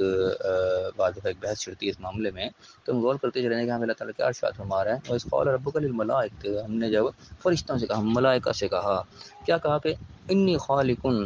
میں بے شک میں پیدا کرنے والا ہوں، بشرم ایک بشر، من صلصال من حمأ مسنون، یہ اس گارے سے جو کہ بجنے والی مٹی جو ہے سنا و گارا، اس سے جو ہے میں ایک بشر پیدا کرنے والا ہوں۔ فَإِذَا سَوَّيْتُهُ، تو جب میں اس کو سویت یعنی کہ مکمل ٹھیک ٹھاک کر لوں، اس کو بنا سنوار لوں، اس کے نو فلک سنوار دوں، اس کی جو ہے فنیشنگ کر لوں پوری۔ وَنَفَخْتُ فِيهِ مِن رُوحِي، اور اس کے اندر میں اپنی روح میں سے پھونک دوں۔ اب یہ ٹائم خاص طور پہ نوٹ کرنے کے لائق ہے کہ اللہ تعالیٰ کس وقت سجدے کا حکم دے رہا ہے، جب وہ مکمل ہو جائے۔ وَنَفَخْتُ فِيهِ مِن رُوحِي، اس میں میں اپنی روح، اپنا حکم جو امر کا ہے، روح کو یعنی کہ امر ربی کہا گیا ہے، روح کے متعلق سوال ہے تو اللہ تعالیٰ کہتے ہیں کہ امر ربی ہے، اپنے رب کا امر ہے، حکم ہے، جب میں اپنی روح اس میں پھونک دوں، یعنی کہ اپنا حکم اس کو آرڈر جو دے دوں اس کے اندر، فَقَعُوا لَهُ سَاجِدِينَ، تو پھر اس کے سامنے گر پڑنا، سجدے میں سجدہ کرتے ہوئے گر پڑنا اس کے سامنے۔ یہ اللہ تعالیٰ نے آرڈر دے دیا تمام فرشتوں کو، جو کہ ملائکہ کی جماعت مکمل موجود تھی یہاں پہ۔ پھر ہم یاد رکھیں یہ آرڈر صرف اور صرف فرشتوں کو، اور اسپیسیفائی کا نام لے کے اللہ تعالیٰ کہہ رہا ہے کہ ہم نے ملائکہ کو حکم دیا کہ جب یہ کام ہو جائے گا تو تم نے سجدے میں گر پڑنا ہے۔ تو کیا ہوا اس کا نتیجہ کہ فسجد الملائکۃ کلہم اجمعون، تمام کے تمام فرشتے جتنے تھے سب نے سجدہ کیا، الا ابلیس، سوائے ابلیس کے۔ اب یہاں پہ بالکل کلیئر کٹ یہ بات سمجھ میں آ رہی ہے کہ سارے کا سارے معاملہ فرشتوں سے ہو رہا ہے، سارا کلام سجدوں سے ہو رہا ہے، تمام کے تمام فرشتے جو سجدہ کر رہے ہیں سوائے ابلیس کے، الا ایک ایکسیپشن آ رہی ہے۔ اب یہاں پہ بالکل کلیئر کٹ پتہ چل رہا ہے کہ ابلیس بھی جو ہے وہ اسی ملائکہ کے اندر شامل تھا جن کو اللہ تعالیٰ نے آرڈر دیا، اور سب کے سب نے سجدہ کیا، صرف ایک الا کر کے اللہ نے ایک ایکسیپشن نکالی کہ سوائے اس نے سجدہ نہیں کیا۔ اب یہاں پہ صاف پتہ چل رہا ہے کہ ابلیس بھی ملائکہ میں ہی شامل ہے، یہ بھی ملائکہ فرشتہ تھا، جو بھی ہم ملائکہ کا ترجمہ کریں، ملائکہ بہر لیے تھا۔ اب انکار کیا یکون مع الساجدین، کہ سجدہ کرنے والا میں ہو جاتا، سجدہ کرنے والا میں اس نے ان سے انکار کیا کہ میں سجدہ نہیں کروں گا۔ اب یہاں پہ یعنی کہ وہی اختلاف پیدا ہو جاتا ہے یہاں پہ کہ ایک طرف اللہ تعالیٰ نے سورہ کہف کے اندر بتایا کان من الجن، جنات میں سے تھا، اور یہاں صاف آرڈر ہے ملائکہ کو آ رہا ہے، اور ملائکہ کے اندر یہ شامل ہوا پڑا ہے، اور اللہ تعالیٰ کا سب نے سجدہ کر لیا اور اس نے نہیں کیا۔ اب اس میں ہم جانتے ہیں کہ اس کے اندر تکبر تھا، مختلف جگہ پہ یہ بات بیان ہوئی ہے کہ اس کے اندر تکبر تھا، یہ سجدہ اس کو نہیں کرنا چاہتا تھا، کان من الکافرین، یہ تھا بھی کافروں میں سے، یہ چیزیں بیان ہوئی ہیں اس کے متعلق۔ اب یہاں پہ جب اسے سوال کیا گیا، قول آگے اللہ تعالیٰ نے کہا کہ یا ابلیس ہو، اے ابلیس، مالک تجھے کیا ہوا، اللہ تکون مع الساجدین، کہ تو سجدہ کرنے والا میں نہیں ہوا، کیا ہوا ان کے جب آرڈر ہوا ہے تو تجھے کیا مسئلہ ہوا، سب کا سب کل مجموعون نے سجدہ کر لیا، تو کیوں نہیں شامل ہوا، تو نے کیوں نہیں سجدہ کیا۔ اب یہاں پہ سوچنے والی بات یہ ہے کہ اگر یہ فرشتہ نہیں تھا، جس کے ہم یہ بیان چاہتے ہیں کہ فرشتہ نہیں تھا، یہ جن تھا، جن تو بالکل تھا اللہ نے بتایا، لیکن ہم یہ کہتے ہیں کہ فرشتہ نہیں تھا، تو جن تو تھا ہی تھا، اس میں تو کوئی دو رائے نہیں، وہ تو صاف اللہ نے بتایا گانے میں جن ہے۔ لیکن سوچنے کی بات یہ اگر یہ فرشتہ نہیں تھا اور اللہ تعالیٰ نے حکم دیا فرشتوں کو، تو پھر جب اس سے پوچھا گیا کہ تو یہاں پہ سوچنے کی بات یہ ہے کہ اگر یہ فرشتہ نہیں تھا تو سیدھا سیدھا پھر حکم جو ہے وہ فرشتوں کا ہے، اور اس پہ حکم وہ اپلائی نہیں ہوتا اگر یہ فرشتہ تھا ہی نہیں، کیونکہ لفظ ہے للملائکہ کہ جب ہم نے فرشتوں کو حکم دیا، تو جب اس سے پوچھا گیا کہ کیا ہوا تو نے کیوں نہیں سجدہ کیا، تو اس کے پاس بڑا آسان سا جواب تھا کہ یا اللہ تو نے مجھے کب حکم دیا ہے، میں جن ہوں تجھے پتہ ہے، میں وہ مخلوق ہوں جس مخلوق کو تو حکم دے رہا ہے، اس مخلوق کو تو نے حکم دیا اور سب کے سب سجدے میں گر پڑے، میرے سے کس بات کا سوال، میں تو فرشتہ ہوں ہی نہیں، کیونکہ اللہ تعالیٰ فرشتوں کو حکم دے رہے ہیں۔ لیکن یہاں پہ اس نے یہ جواب نہیں دیا، جب اس سے پوچھا گیا کیا ہوا تجھے کیوں نہیں سجدہ کیا تو نے، تو ایک بار جواب یہ تھا نا تعالیٰ تو نے مجھے حکم کب دیا، حکم دیتا تو میں بھی کرتا، میں تو جن ہوں تو نے مجھے حکم دیا نہیں، لیکن نہیں، اس نے ایسا نہیں کیا۔ قال، اس نے کہا کہ لم اکن لاسجد لبشر خلقته من صلصال من حماء مسنون، کہ میں ہرگز یہ کام نہیں کر سکتا، میرے لیے شان ہی نہیں ہے کہ میں ایک بشر کو سجدہ کروں جس کو تو نے ایک گارے سے کھڑکتی مٹی سے تو نے بنایا، تو میں سجدہ کروں، یہ میرے لائق ہی نہیں ہے، تو میرے کرنے کا کام ہی نہیں تھا۔ یعنی یہاں اس نے ایک دوسرا عذر پیش کیا کہ تو جس کو سجدہ کرنے کو کہہ رہا ہے مجھے، وہ تو گارے سے بنا ہوا ہے، یعنی کہ اس نے اس کو حقیر جانا کہ یہ حقیر مخلوق ہے، میں اعلیٰ مخلوق ہوں اس سے، اور یہ چیز مختلف جگہ پہ بھی بیان ہوئی ہے، یہاں پہ نہیں بیان ہوئی، اور مقامات پہ آئی کہ صاحب کہتے ہیں نا خیر ہوں، میں اس سے بہتر ہوں، مجھے آپ سے بنایا اس کو مٹی سے بنایا، میں کیوں سجدہ کروں، میں اس سے افضل ہوں، افضل مفضول کو کیوں سجدہ کرے گا، یعنی اس نے یہ لاجک پیش کیا کہ میں اس سے اوپر ہوں، اس نے یہ نہیں کہا کہ تو نے تو مجھے حکم دیا ہی نہیں، حکم اس کو ہوا، اور حکم ہم جانتے ہیں کہ ملائکہ کو ہوا۔ تو یہاں پہ اس نے کہا کہ میں اس سے میرے لیے لائق ہی نہیں کہ میں ایک بشر کو سجدہ کروں جو گارے سے بنایا گیا ہے۔ قال فی الحال فخرج منها فانک رجیم، نکل جا یہاں سے، اب تو رجیم ہے، تو راندہ درگاہ ہے، تو گارا ہوا ہے، نکل جا یہاں سے، تیرے لائق نہیں ہے تو یہاں پہ کھڑا رہ، یہاں پہ اس محفل میں بیٹھے۔ وَإِنَّ عَلَيْكَ اللَّعْنَةَ إِلَىٰ يَوْمِ الدِّينِ، اور تیرے پر لعنت ہے یوم الدین تک، فیصلے کے دن تک، قیامت کے دن تک اللہ تعالیٰ نے اس کے اوپر لعنت ڈال دی، اور وہاں اس کے دھتکار کے اس کو کہتے ہیں دھکے دے کے نکال دیا۔ اب یہاں پہ ایک اور لفظ بھی قابل غور ہے کہ یہاں پہ اللہ تعالیٰ کو کیا خطاب دیا جاتے ہوئے کہ نکل یہاں سے، فَإِنَّكَ رَجِيمٌ، تو رجیم ہے، رجیم کیا مطلب، جس کو رجم کیا جائے، رجم سے رجیم بنتا ہے، یعنی کہ تو رجم شدہ ہے، نکل جائے یہاں سے۔ اب یہاں رجم کا مفہوم بھی ہم ذرا کلیئر کر لیں اپنے ذہن کے اندر، ہمارے رجم کا مفہوم کیا ہے کہ جس کو پتھر مار مار کے جو ہلاک کر دیا جائے اس کو رجم کہا جاتا ہے، کہ اس کو رجم کر دیا گیا، اس کو پتھر مار مار گیا کہ مار دیا گیا۔ اب یہاں پہ شیطان کو رجیم کہا گیا ہے، تو کیا شیطان کو وہاں پہ پتھر مارے گا، اس کو پتھر مار مار کے ہلاک کر دیا گیا تب اس کو رجیم کا خطاب ملا؟ نہیں، ایسا ہرگز نہیں ہوا، بس کو رجیم کا خطاب ملا کس وقت، جب اس کو بے عزتی کر کے، اس کو دھتکار کے، راندہ درگاہ کر کے، وہاں سے دھکے دے کے جگہ کہ اسے نکال دیا گیا، اس بے عزتی کرنے کو، دھکے دے کے، دھتکار کے نکال دینے کو رجم کہا جاتا ہے قرآن کی اصطلاح کے مطابق۔ یہ ہم غور کرتے چلیں گے انشاءاللہ ساتھ ساتھ، لیکن بہرحال یہاں پہ اللہ تعالیٰ نے رجیم کا خطاب شیطان کو دیا، اور یہ بات بالکل اچھی طرح ہم جانتے ہیں کہ شیطان کو نہ کو پتھر مارے گئے، نہ کو ہلاک کیا گیا، بلکہ ہلاک کرنا تو دور کی بات، اس کو الٹا قیامت تک کے لیے مہلت دے دی گئی کہ جا، قیامت تک جس کو زندگی دے دی گئی اس کو رجیم کہا گیا، نہ کہ جس کو پتھر مار مار کے مار دیا گیا اس کو رجیم کہا گیا۔ تو بہرحال یہ بھی پوائنٹ ہے نوٹ کرنے والا۔ تو بہرحال یہاں پہ قصہ یہاں تک پہنچا کہ اس نے سجدے سے انکار کیا، اور جو اس کو پروٹوکول تھا ایک اعلیٰ جماعت کے اندر ہی شامل تھا، وہ سارا پروٹوکول اس سے چھن گیا، اور وہاں پہ دھکے دے کے، ذلیل و خوار کر کے، رسوا کر کے، دھتکار کے وہاں سے اس کو نکال دیا گیا اس محفل کے، جا تو یہاں پہ لانے کے لائق نہیں ہے، ان کے انتہا درجے کی جو ذلت اور رسوائی ہوتی ہے وہ اس کی وہاں پہ ہوئی۔ اس کے بعد آگے کیا ہوا وہ انشاءاللہ ہم اگلی آیت کے اندر پڑھیں گے۔ اللہ تعالیٰ ہمیں صحیح سمجھنے کی توفیق عطا فرمائے۔ یہ بعض اختلافی مسائل ہمارے یہاں تو بھی پیدا ہوتے ہیں، قرآن میں بڑے صاف اس کے اشارے اور واضح طور پہ جو ہے سمجھ آ رہی ہوتی ہے بات، لیکن ہم لوگ غور نہیں کرتے، اس لیے اختلافات میں پھنسے رہتے ہیں۔ اللہ تعالیٰ ہمیں صحیح سمجھنے کی، صحیح اگر اس سے ہدایت حاصل کرنے کی توفیق عطا فرمائے، اور دنیا اور آخرت دونوں جگہ کامیاب فرمائے، آمین۔ وآخر دعوانا الحمد للہ رب العالمین۔ الحمد للہ رب العالمین، والصلاة والسلام علی الانبیاء والمرسلین۔ اعوذ باللہ من الشیطان الرجیم، بسم اللہ الرحمن الرحیم۔ رب اشرح لی صدری ویسر لی امری واحلل عقدۃ من لسانی یفقہوا قولی واجعل لی وزیرا من اہلی۔ محترم سامعین، السلام علیکم ورحمۃ اللہ وبرکاتہ۔ الحمدللہ، قرآن پاک کا مطالعہ ہمارا جاری ہے۔ سورہ الحجر کی آیت نمبر 35 تک ہم پڑھ چکے ہیں، آج انشاءاللہ آیت نمبر 36 آیت نمبر 44 تک پڑھیں گے۔ اعوذ باللہ من الشیطان الرجیم، بسم اللہ الرحمن الرحیم۔ قال رب فانظرنی الی یوم یبعثون، بولا کہ اے میرے رب مجھے اس دن تک مہلت دے جس دن دوبارہ اٹھائے جائیں گے سب۔ کل کی آیت میں ہم نے پڑھا تھا کہ شیطان کو جب حکم ہوا سجدے کا اللہ کی طرف سے، تو اس نے سجدے سے انکار کر دیا۔ جب اس سے پوچھا گیا کہ تو نے سجدہ کیوں نہیں کیا، اس نے کہا کہ میں ایسے کو سجدہ تو نہیں کروں گا جسے ایک بدبودار سیاہ گارے سے بنایا گیا ہو، یعنی اس نے اپنے آپ کو افضل سمجھا، تو اس نے کہا یہ میرے تو لائق ہی نہیں کہ میں اس کو سجدہ کروں۔ یہاں تک کہ جب بات پہنچی تو اللہ نے اس کو کہا کہ بس اب تیرا اختتام ہو گیا، اب تو اس محفل میں نہیں بیٹھ سکتا، نکل جائے یہاں سے، تیرے اوپر لعنت ہے قوم الدین تک۔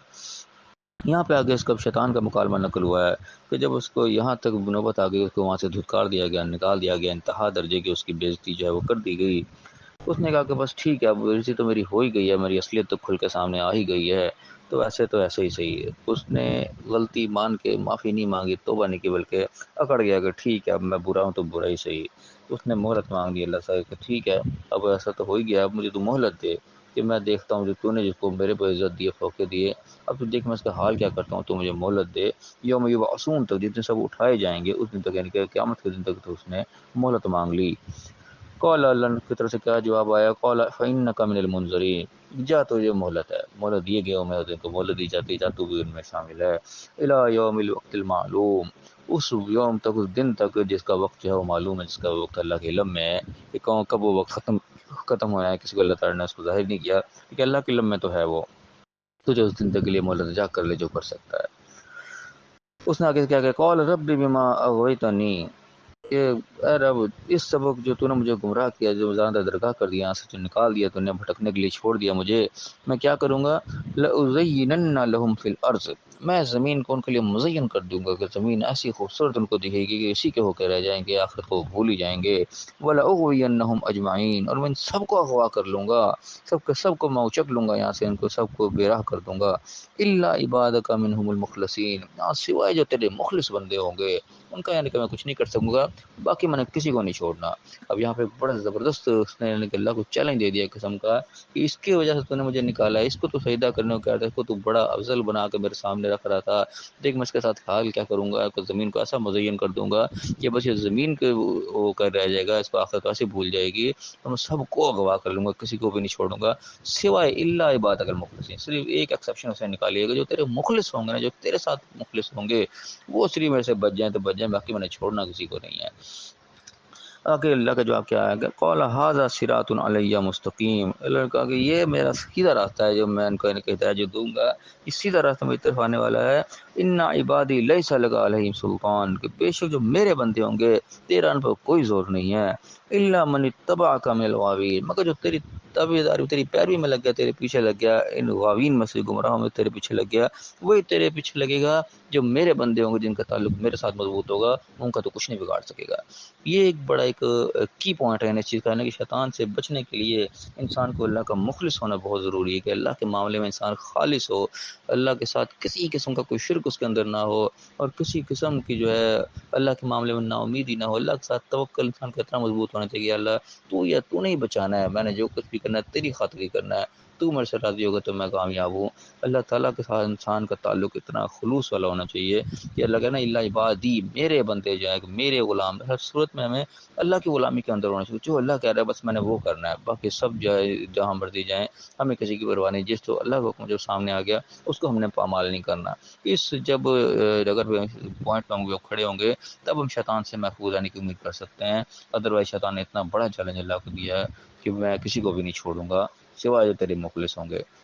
اس چیز کے میں اللہ سے خصوصی طور پہ دعا بھی کرنی چاہیے کہ اللہ تعالیٰ ہمیں اپنے مخلص بندوں میں شامل رکھے، ان مخلص بندوں میں جو شیطان جن کے آگے جو بے بس ہے، کہ شیطان نے بے بسی کا خود اظہار کیا، ان مخلص بندوں میں اللہ میں شامل کر لے، اور اللہ تعالیٰ اپنے ان بندوں میں ہمیں شامل کرے جن کے بارے میں اللہ تعالیٰ کہہ رہا ہے کہ نا عبادی، اب میرے بندے لیس لک علیہم سلطان، جن پہ شیطان کو کوئی زور نہیں ہوتا، ان بندوں میں اللہ تعالیٰ ہمیں اپنے آپ کو شامل کرے۔ یہ چیز ہمیں اپنے دعاؤں میں جو ہے شامل رکھنی چاہیے ضرور۔ تو یہاں پہ شیطان نے چیلنج دیا کہ ٹھیک ہے میں ان کو کسی کو بھی نہیں چھوڑوں گا، زمین ان کے لیے مزین کر دوں گا، صرف جو تیرے مخلص ہیں وہی رہیں گے۔ اللہ نے بھی اس کے اوپر مہر لگا دی کہ یہ میرا سیدھا راستہ ہے، کہ پھر میرے جو بندے ہیں ان کا تیرے پہ کوئی زور نہیں چلنے لگا، تو تیری تابعداری کریں گے، جو تیری پیروی کریں گے، تیرے پیچھے لگیں گے، وہی تیرے پیچھے گمراہ ہوں گے۔ اور آگے کیا کہ وَإِنَّ جَهَنَّمَ لَمَوْعِدُهُمْ أَجْمَعِينَ، اور سب کا وعدہ جو ہے اور جہنم میں، اللہ تعالیٰ کسی کو بھی چھوڑے گا نہیں، چاہے اولاد آدم ہے، چاہے کوئی نبی کا بیٹا بھی جو ہے، پھر سارے کے سارے، اس میں اللہ تعالیٰ نے پھر قانون اپنا وہیں بتا دیا کہ جو بھی پھر تیرے پیچھے لگا، چاہے وہ نبی کا بیٹا ہی کیوں نہ ہو، چاہے وہ نور علیہ السلام کا بیٹا ہی کیوں نہ ہو، کوئی بھی ہو، چاہے کوئی رشتہ داری کوئی نہ ہو، اللہ تعالیٰ نے جہنم کا وعدہ سب کرے گا، سب جہنم میں جائیں گے، چھوڑنا میں نے پھر کسی کو بھی نہیں ہے۔ اللہ تعالیٰ کا بھی قانون اپنی جگہ پہ پورا اٹل ہے۔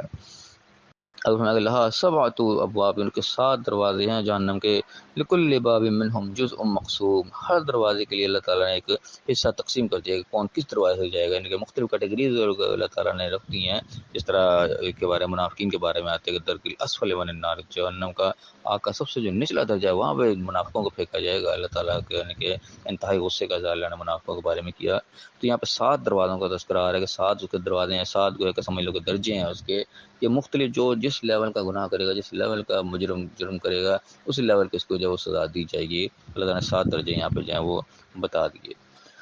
تو بہرحال یہاں پہ یہ واقعہ بڑے تفصیل کے ساتھ آیا ہے شیطان کا، ابلیس کا اور آدم کا جو ہے، کہ شیطان سے غلطی ہوئی، اس نے نافرمانی کی، لیکن جب اس کی غلطی واضح ہو گئی اس کے اوپر کہ ہاں غلطی تو میرے سے ہو گئی ہے، لیکن اس غلطی کے اوپر بجائے نادم ہونے کے، بجائے اس کی معافی مانگ لینے کے، وہ اکڑ کے کھڑا ہو گیا اور آگے سے آگے چیلنج کر لیا۔ اس چیلنج کو آج تک نبھا رہا ہے، باقاعدہ لگا ہوا ہے کہ زمین کو اس نے ایسا مزین کر دیا کہ انسان سب کچھ جانتے بوجھتے ہوئے کہ میں نے آج باقی چھوڑ کے جانا ہے، ہمیشگی کی زندگی نہیں ہے، یہ میرا نہیں ہے، اب میں غلط کام کر رہا ہوں، اس کو پورا ہوش و حواس کے اندر بھی، پھر بھی وہ غلط کام کرتا ہے، پھر وہ شیطان کے پیچھے چلتا ہے۔ اس کو پتہ ہے میں اس کا مال کھا رہا ہوں، یہ میرا ہے نہیں، یہ حرام ہے جو میں کھا رہا ہوں، اس کے باوجود وہ کھا جاتا ہے۔ کم تولنے والا بھی جان رہا ہے کہ میں کم تول کے دے رہا ہوں، مجھے اللہ نے منع کیا ہے اس چیز کا، کہ پھر بھی وہ کم تول رہا ہوتا ہے، کم ناپ رہا ہوتا ہے۔ ملاوٹ کرنے والا بھی جانتا ہے میں ملاوٹ کر رہا ہوں، چوری کرنے والا بھی جانتا ہے میں چوری کر رہا ہوں۔ ہر شخص جو کر رہا ہے اللہ تعالیٰ نے اس کے اندر اتنی سینس رکھ دی ہے کہ پورے ہوش و حواس کے اندر اس کام کو وہ کر رہا ہوتا ہے، جو جانتا ہے کہ شیطانی کام ہے، اللہ نے اس کو منع کیا ہے،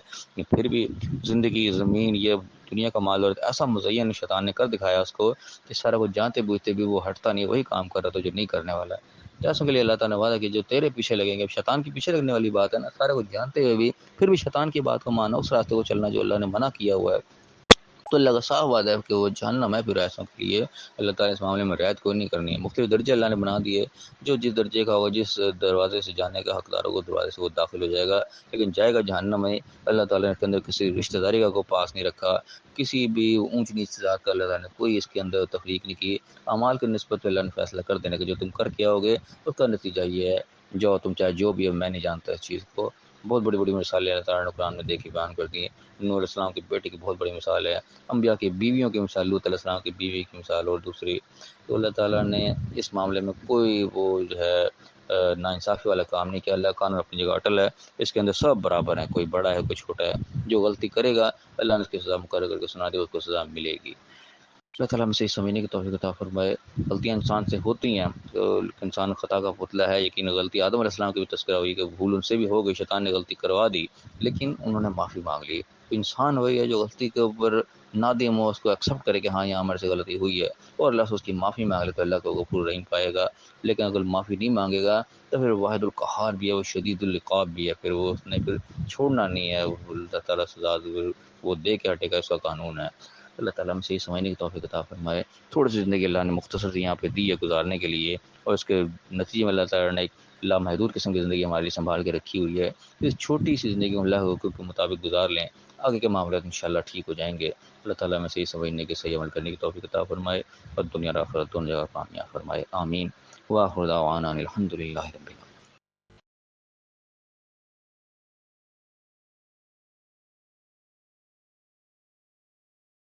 الحمد للہ رب العالمین،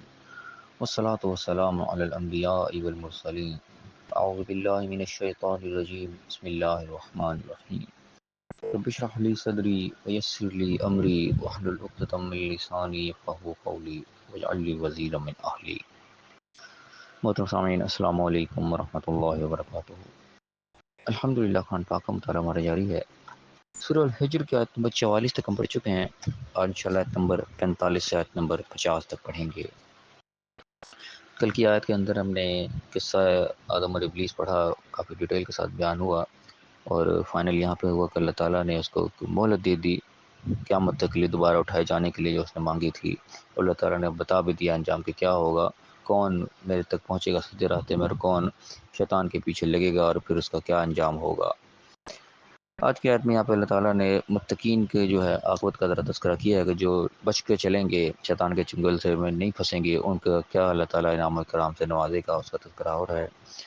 اعوذ باللہ من الشیطان الرجیم، بسم اللہ الرحمن الرحیم۔ ان المتقین فی جنات و عیون، کہ بے شک متقین پرہیزگار، بچنے والے، ڈرنے والے، بچ بچا کے چلنے والے، وہ متقین کہاں ہوں گے؟ فی جنات و عیون، باغات میں اور چشموں میں ہوں گے۔ یعنی کہ عیش و آرام کی زندگی کا وہاں پہ ایک نقشہ کھینچا گیا ہے باغات اور چشموں کی شکل میں۔ تو خاص طور ہم یاد رکھیں جہاں جس ماحول کے اندر، جس علاقے کے اندر قرآن پاک نازل ہو رہا تھا عرب کے اندر،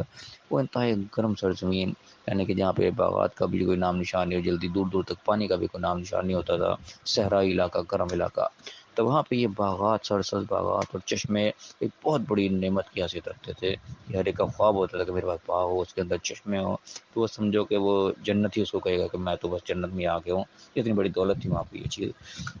تو اللہ تعالیٰ اسی کی خوشخبری دے رہا ہے یہاں پہ بھی کہ جو متقین ہوں گے، متقین کا مفہوم ضرور ذہن میں رکھے کہ متقین کوئی آسمان سے اتری کوئی مخلوق نہیں ہوتی الگ۔ متقین انسان، ہم جیسے انسانی ہوتے ہیں جو کہ صحیح راستے پہ چلیں گے، شیطان کے چنگل میں نہیں پھنسیں گے، وہ جو ہتھ کنڈے استعمال کرو اس سے بچ کے چلیں گے۔ یہ تقویٰ یعنی اصل میں کہتے ہیں بچنے کو ہے، بچ بچا کے چلنے کو۔ اس کی مثال یعنی کہ یوں سمجھانے کے لیے دی جاتی ہے کیسے ایک خاردار جھاڑی ہے، ایک راستہ بیچ میں سے ہے، دونوں طرف خاردار جھاڑی، اب انسانوں کو دامن کو بچتا بچاتا چلا جائے کہ نہ ادھر جھاڑیوں میں پھنسے نہ ادھر جھاڑیوں میں پھنسے، اپنے آپ کو سمیٹتا ہوا بچتا بچاتا بیچوں بیچ نکل جائے۔ سمجھو یہ ایک مثال تقوی کی دی جائے تو اس طریقے سے تقویٰ ہے کہ دونوں طرف آپ کے چیزیں آپ کو بلا رہی ہیں غلط راستے کی طرف، دائیں بھی غلط راستے، بائیں بھی غلط راستے چاہ رہے ہیں، آپ نے سیدھا بین جو ہے اپنے آپ کو بچتے بچاتے نکل جانا، غلط راستے کی طرف نہیں جانا۔ تو جس طریقے سے زندگی گزار گیا کہ ہر طرف اپنے ماحول کو ہم دیکھ لیں، ہر طرف بےمانی، شیطانی اور جناب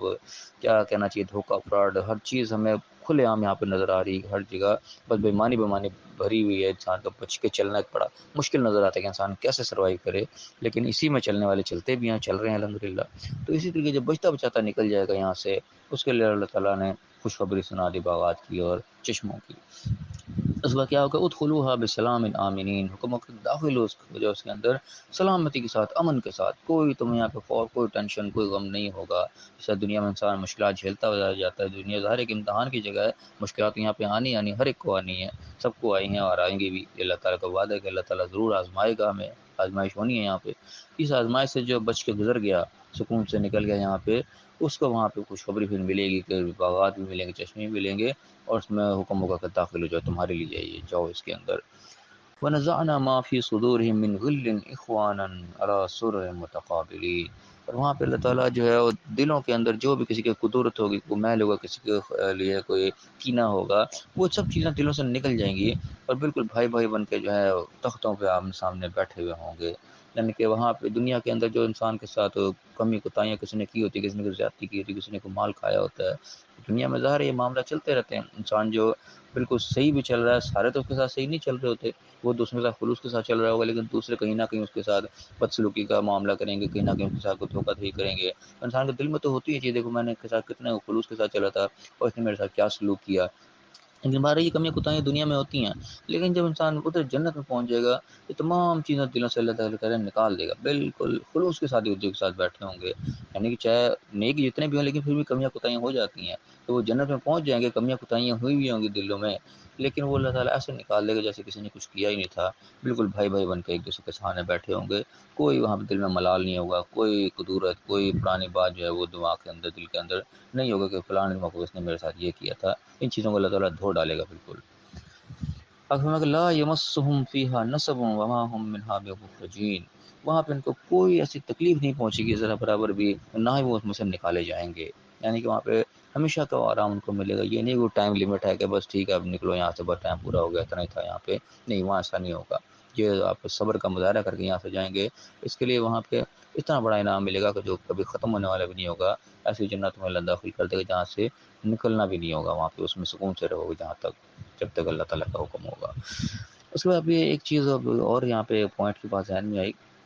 کہ اللہ تعالیٰ کرے گا وہاں پہ جنت میں جب جائیں گے تو دلوں کے اللہ تعالیٰ قدرتیں سب نکال باہر کرے گا، اور بالکل بھائی بھائی بن کے بیٹھے ہوئے ہوں گے۔ تو یہاں پہ دنیا کے اندر بھی ہمیں اس چیز کی ایک نشانی ملتی ہے کہ اگر کسی کے ساتھ کوئی برا معاملہ ہوا ہے، کہ وہ اچھا چل رہا تھا، اس کے ساتھ برا سلوک کسی نے کر دیا آپ کے ساتھ مثال کے طور پہ، تو اس کے بعد آپ ایک اچھے مقام پر آ گئے، اللہ تعالیٰ نے اس وقت سے آپ کو نکال دیا جو مشکل پریشانی تھی، جس میں کسی نے دھوکہ دیا تھا آپ کو، کسی کے ساتھ کوئی زیادتی ہوئی تھی، اللہ تعالیٰ نے اس وقت کو نکال دیا اور آپ ایک اچھی پوزیشن میں آ کے بیٹھ گئے ہیں۔ تو آپ کے دل کو اب صاف ہو جانا چاہیے کہ اللہ تعالیٰ ताला ने उस स्टेज से आपको निकाल दिया, वो इम्तहान का वक्त था वो गुजर गया। अब आप एक अच्छे मुकाम पे, एक पुरसकून मुकाम के ऊपर बैठे हुए हो, आपका दिल जो है अब वो साफ़ हो जाना चाहिए, पुरानी बातों को जहन में नहीं लाना चाहिए, इसने फलां वक्त में मेरे साथ ये किया था, क्योंकि ये सीन वहाँ पे होगा। जब जन्नत में पहुँच जाएंगे तो समझो सारी मुश्किलें हल हो गई, दूर हो गई, जो मुश्किल वक्त था वो कट गया। अब एक अच्छे मुकाम पर आके बैठ गए हैं, अल्लाह ताला ने बैठा दिया, जन्नत में दाखिल कर दिया। अब अल्लाह ताला करेगा सीना से अल्लाह ताला उन चीज़ों को कैसे निकाल बाहर करेगा, अब बिल्कुल भाई भाई बन के बैठे होंगे। तो यहाँ दुनिया में भी अल्लाह ताला जो हमें मौका दे, अगर हम अच्छी पोजीशन पे आ गए हैं तो हमें खुद चाहिए कि हम अपने दिलों को साफ़ कर दें, क्योंकि अल्लाह ताला का मंशा यहीं पे नज़र आ रहा है कि अल्लाह ताला वहाँ पे दिलों को साफ़ कर देगा। अल्लाह ताला को दिलों की कुदूरतें पसंद नहीं है। जन्नत में जो दाखिल होंगे बिल्कुल साफ़ दिल वाले दाखिल होंगे।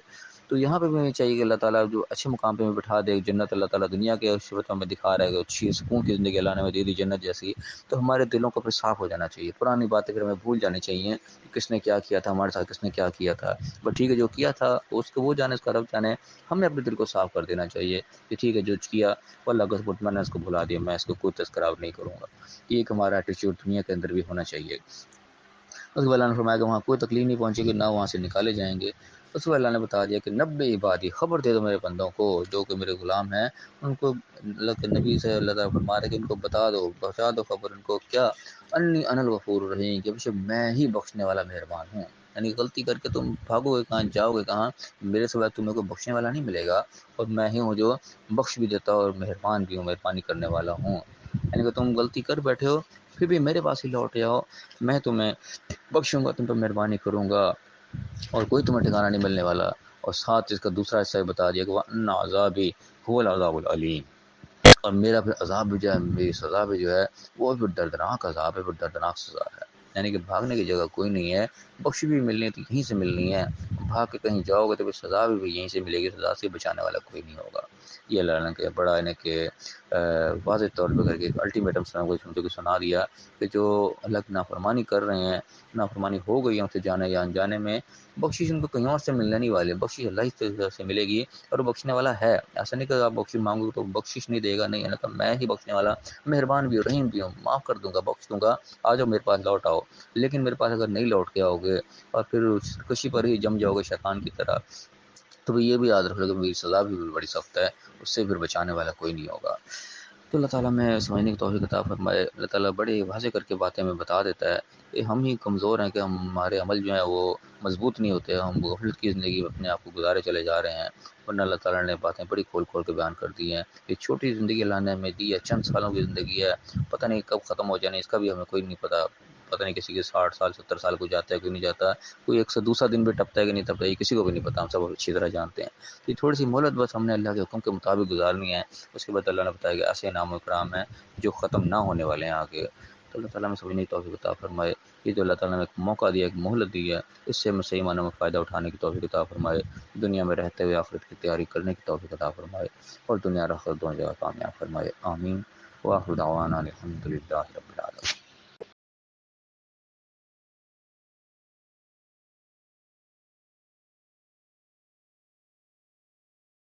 अल्हम्दुलिल्लाहि रब्बिल आलमीन, वस्सलातु वस्सलामु अलल अंबियाइ वल मुरसलीन। अऊज़ु बिल्लाहि मिनश शैतानिर रजीम, बिस्मिल्लाहिर रहमानिर रहीम। रब्बि इश्रह ली सदरी व यस्सिर ली अमरी वहलुल उक़दतम मिन लिसानी यफ़क़हू क़ौली वजअल ली वज़ीरम मिन अहली। मोहतरम सामीन, अस्सलामु अलैकुम व रहमतुल्लाहि व बरकातुहू। अल्हम्दुलिल्लाह, कुरान पाक का मुताला हमारा जारी है। सूरह अल हिज्र की आयत नंबर 50 तक हम पढ़ चुके हैं, और इंशाअल्लाह आयत नंबर 51 से आयत नंबर 60 तक पढ़ेंगे। अऊज़ु बिल्लाहि मिनश शैतानिर रजीम, बिस्मिल्लाहिर रहमानिर रहीम। वनब्बिअहुम अन ज़ैफ़ इब्राहीम, और इनको खबर सुना दो इब्राहीम के मेहमानों की। यहाँ अल्लाह ताला अपने नबी से मुखातिब होकर फरमा रहा है कि इब्राहीम अलैहिस्सलाम का वाक़या बयान होने लगा है कि उनके पास जब मेहमान पहुँचे थे तो क्या मामला हुआ था, उनको ज़रा खबर दो। हुआ क्या कि इज़ दख़लू अलैहि फ़क़ालू सलामा, जब उनके पास पहुँचे तो सलाम अर्ज़ किया, सलाम अलैकुम हुई जब दाखिल हुए। अब यहाँ पे अलैहि के लफ्ज़ को भी हम समझ लें, अला का लफ्ज़ बाज़ दफ़ा हमारे बड़ा गलतफ़हमी पैदा करता है। अला का मतलब आमतौर पे हम ऊपर समझते हैं कि किसी चीज़ के ऊपर, लेकिन यहाँ देख लें, पढ़ लें, इज़ दख़लू अलैहि, जब वो उनके पास पहुँचे, उनके पास दाखिल हुए। अब यहाँ पे ऊपर नहीं है, कोई इब्राहीम अलैहिस्सलाम के ऊपर नहीं आए थे मेहमान, उनके पास पहुँचे थे, उनके यहाँ पहुँचे। الہ کا اصل معنی جو ہے وہ سامنے پہنچنا، روبرو ہونا، پاس ہونا، یہ اس کے اصل معنی ہوتے ہیں۔ وہی دخل علیہ فقالوا سلام، جب ان کے پاس پہنچے تو سلام عرض کیا، السلام علیکم ہوئی۔ قال انا منکم وجلون، ابراہیم علیہ السلام نے کہا کہ ہم تم سے ذرا خوف کھا رہے ہیں کہ تم انجان لوگ ہو، پتہ نہیں کس ارادے سے آئے ہو، مجھے تم سے ڈر لگ رہا ہے، کیا معاملہ، کدھر آئے ہو؟ قالوا لا توجل، وہ بولے کہ ڈرنے کی ضرورت نہیں ہے، تم ڈرو نہیں، انا نبشرک بغلام علیم، ہم تو آپ کو ایک علم والے لڑکے کی بشارت دینے آئے ہیں۔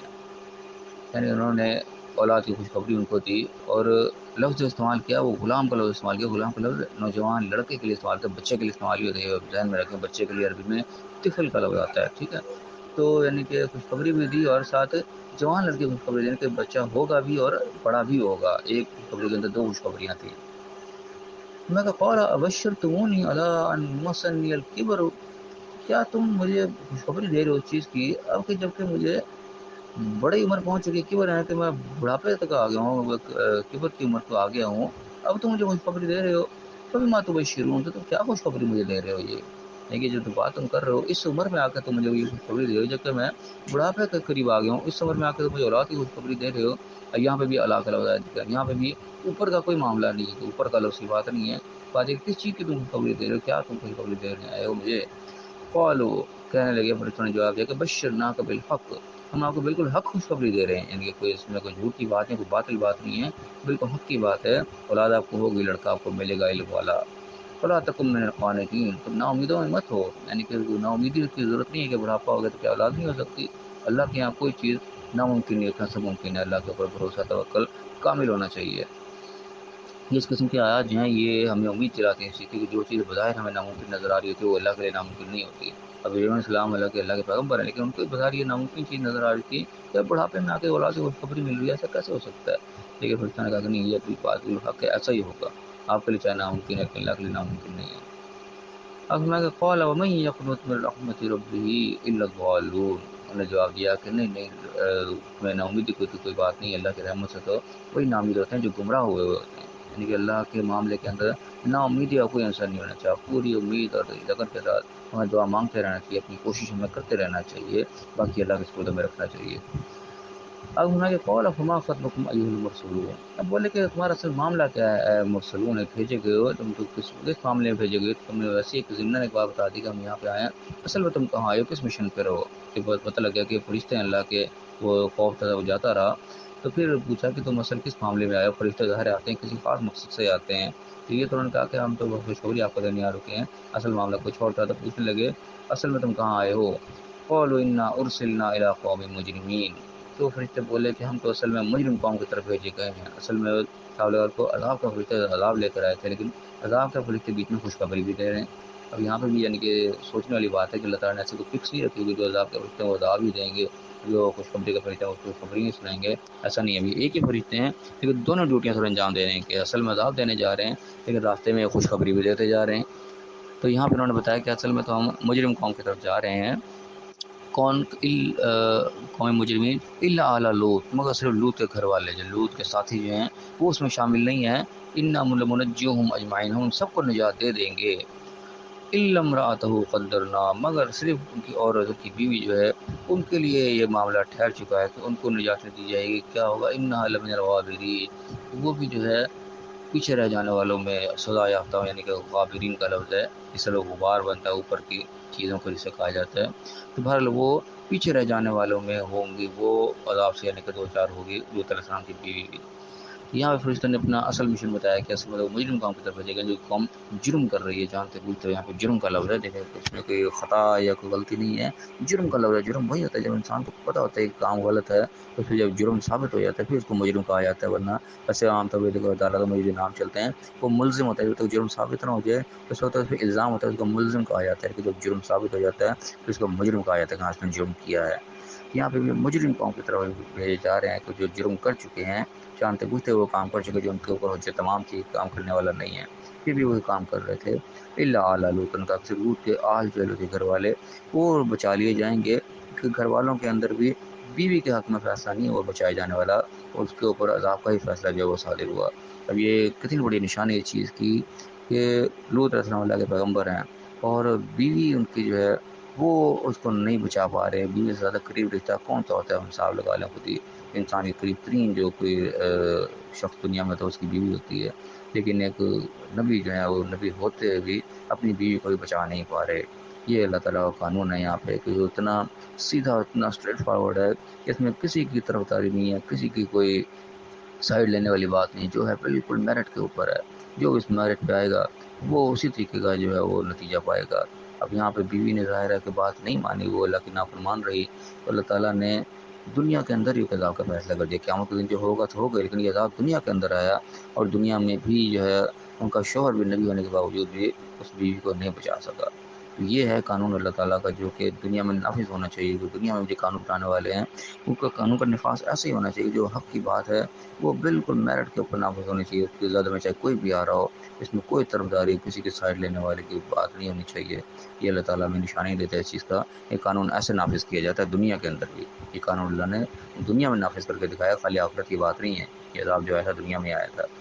تو بہر اللہ تعالیٰ میں سمجھنے کو ہم کتاب فرمائے فی الحال یہیں تک پڑھیں گے، اور یہ مزید سلسلہ آگے چلے گا اس واقعے کا. اس بار یہاں پہ ہمیں سب سے بڑی نشانی یہ نظر آ رہی ہے کہ اللہ تعالیٰ کا قانون جو ہے وہ بالکل اسٹریٹ فارورڈ ہے. اس میں کسی کی طرفداری کی کوئی بات نہیں ہوتی. جو بات حق کی ہے وہی کی جاتی ہے. اللہ تعالیٰ اسی طریقے کا قانون بنانے کی اور خود نافذ کرنے کی توفیق عطا فرمائے. پوری دنیا کو تو ہم نہیں بدل سکتے، لیکن جتنا چیز ہمارے اختیار میں ہے، اپنے گھر والوں کے اندر، اپنے اولاد کے اندر، جہاں پہ ہمارا قانون چلتا ہے، جہاں پہ ہمارا حکم چلتا ہے، کم از کم اپنے دائرہ کار کے اندر ہم اس طرح اللہ کے قانون کو نافذ کریں. تو جو اللہ کی بات حق ہے اسی کے اوپر خود بھی عمل کریں، اسی کے مطابق فیصلہ کریں، اور اس میں کسی قسم کی جو ہے طرفداری والا معاملہ ہم نہ کریں. جو حق بات ہے وہی کریں. اللہ تعالیٰ ہم صحیح سمجھنے کے صحیح عمل کرنے کی توفیق عطا فرمائے، اور دنیا اور آخرت دونوں جگہ کامیاب فرمائے. آمین. وآخر دعوانا الحمد للہ رب العالمین.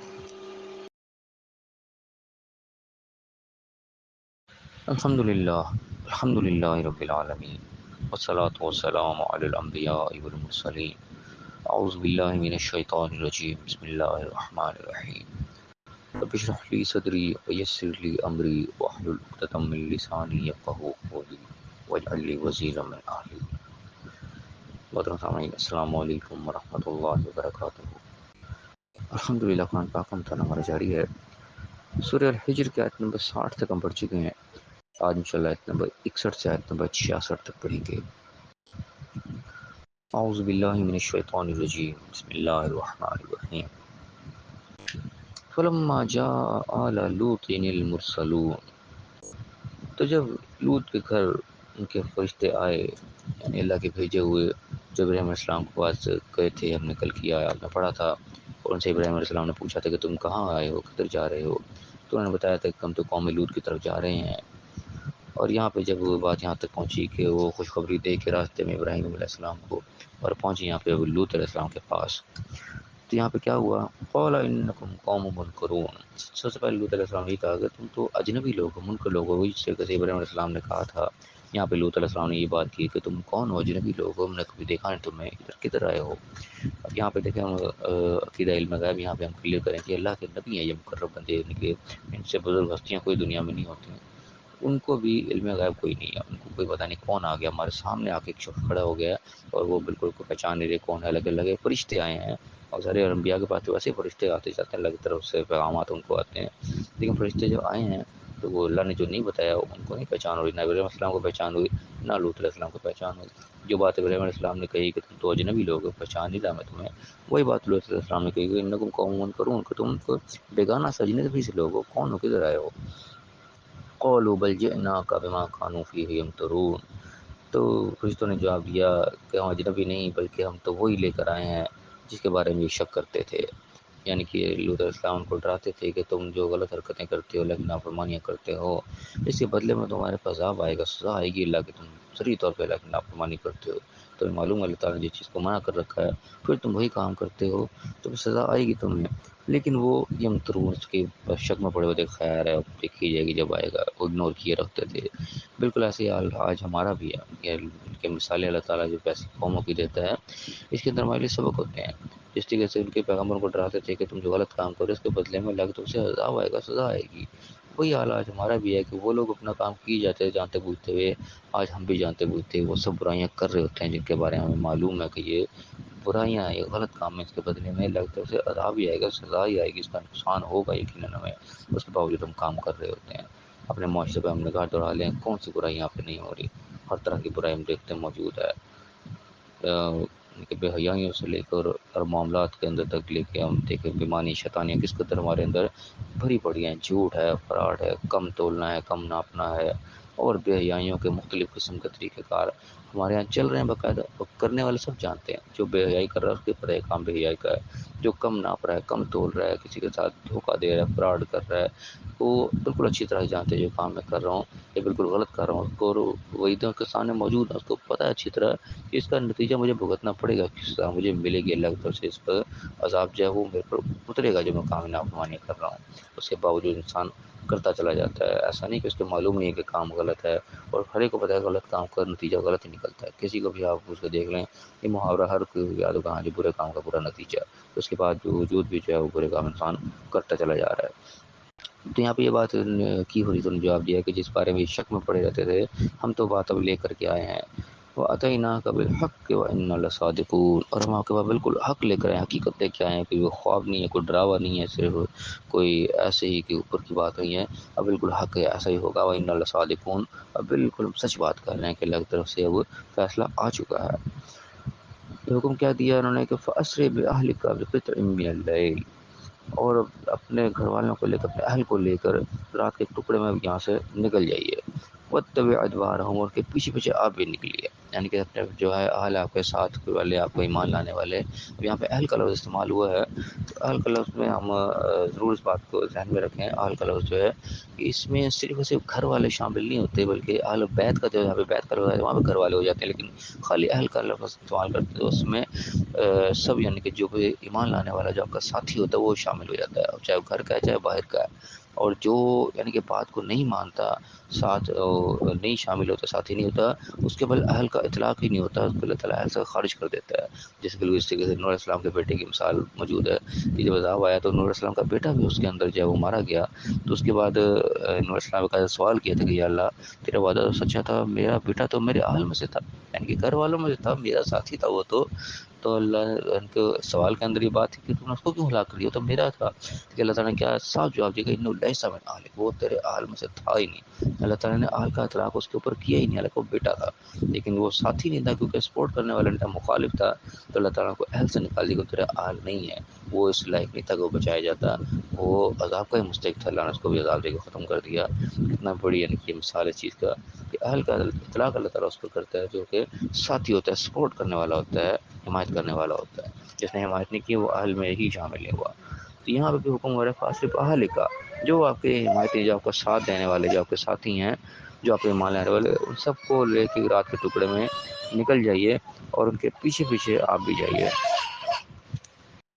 اور کے ساتھ ایک اور خاص بات کیا کہی کہ وَلَا يَلْتَفِتْ مِنْكُمْ أَحَدٌ، اور تم میں سے کوئی بھی پیچھے مڑ کے نہ پھر دیکھے، پیچھے واپس سے نہ پلٹے، اب جب نکل گیا تو نکلتے چلے جائے، یہ نہیں کہ نکلنے کے بعد اس کو پچھلوں کو یاد آنا شروع ہو جائے کہ میرے گھر والے تھے، اور جو میرا مال تھا، یہ میرا گھر تھا، یہ میں چھوڑ کے جا رہا ہوں، انسان جاتے ہیں جاتے ایک دکھ ہوتا ہے انسان کو جو نکلتا ہے اپنا سارا کو چھوڑ کے، وہ پتہ ہے پیچھے تباہی آنے والی ہے، تو انسان ایک دفعہ پیچھے مڑ کے دیکھتا ہے، ہو یہ میرا گھر تھا، کتنے میں نے شوق سے بنایا تھا، جو کچھ بھی تھا، انسان کو ایک دفعہ یاد ضرور آتی ہے، لیکن یہاں پہ ایک الٹیمیٹم تھا اس چیز کا، ایک خاص طور پہ ایک ریسٹرکشن لگا دی کہ جب نکل گئے یہاں سے پیچھے مڑ کے پھر نہیں دیکھنا، اب نکل گئے تو پھر نکلو آگے سے آگے، اس پہ بھی آنے کی ایک نشانی کہ جب اللہ کے لیے انسان نکل جاتا ہے کیونکہ وہ پیچھے کی یاد نہیں اس کو آنی چاہیے، پہلے تو سوچ سمجھ کے جب فیصلہ ہو گیا، جب اللہ کی طرف سے ایک قطعی حکم واضح طور پر سامنے آ گیا کہ کام کو کرنا ہے، اور اس کام کے لیے آپ نے بھی جب قدم اٹھا لیا ہے تو پھر وہ قدم اٹھتے چلے جانا چاہیے، پھر واپسی کا راہ تو اس میں نہیں ہے، اللہ تعالیٰ نے یہاں پہ منع کروا دیا کہ تم نے پیچھے مڑ کر نہیں دیکھ سکتے، نکل گئے تو پھر نکل گئے۔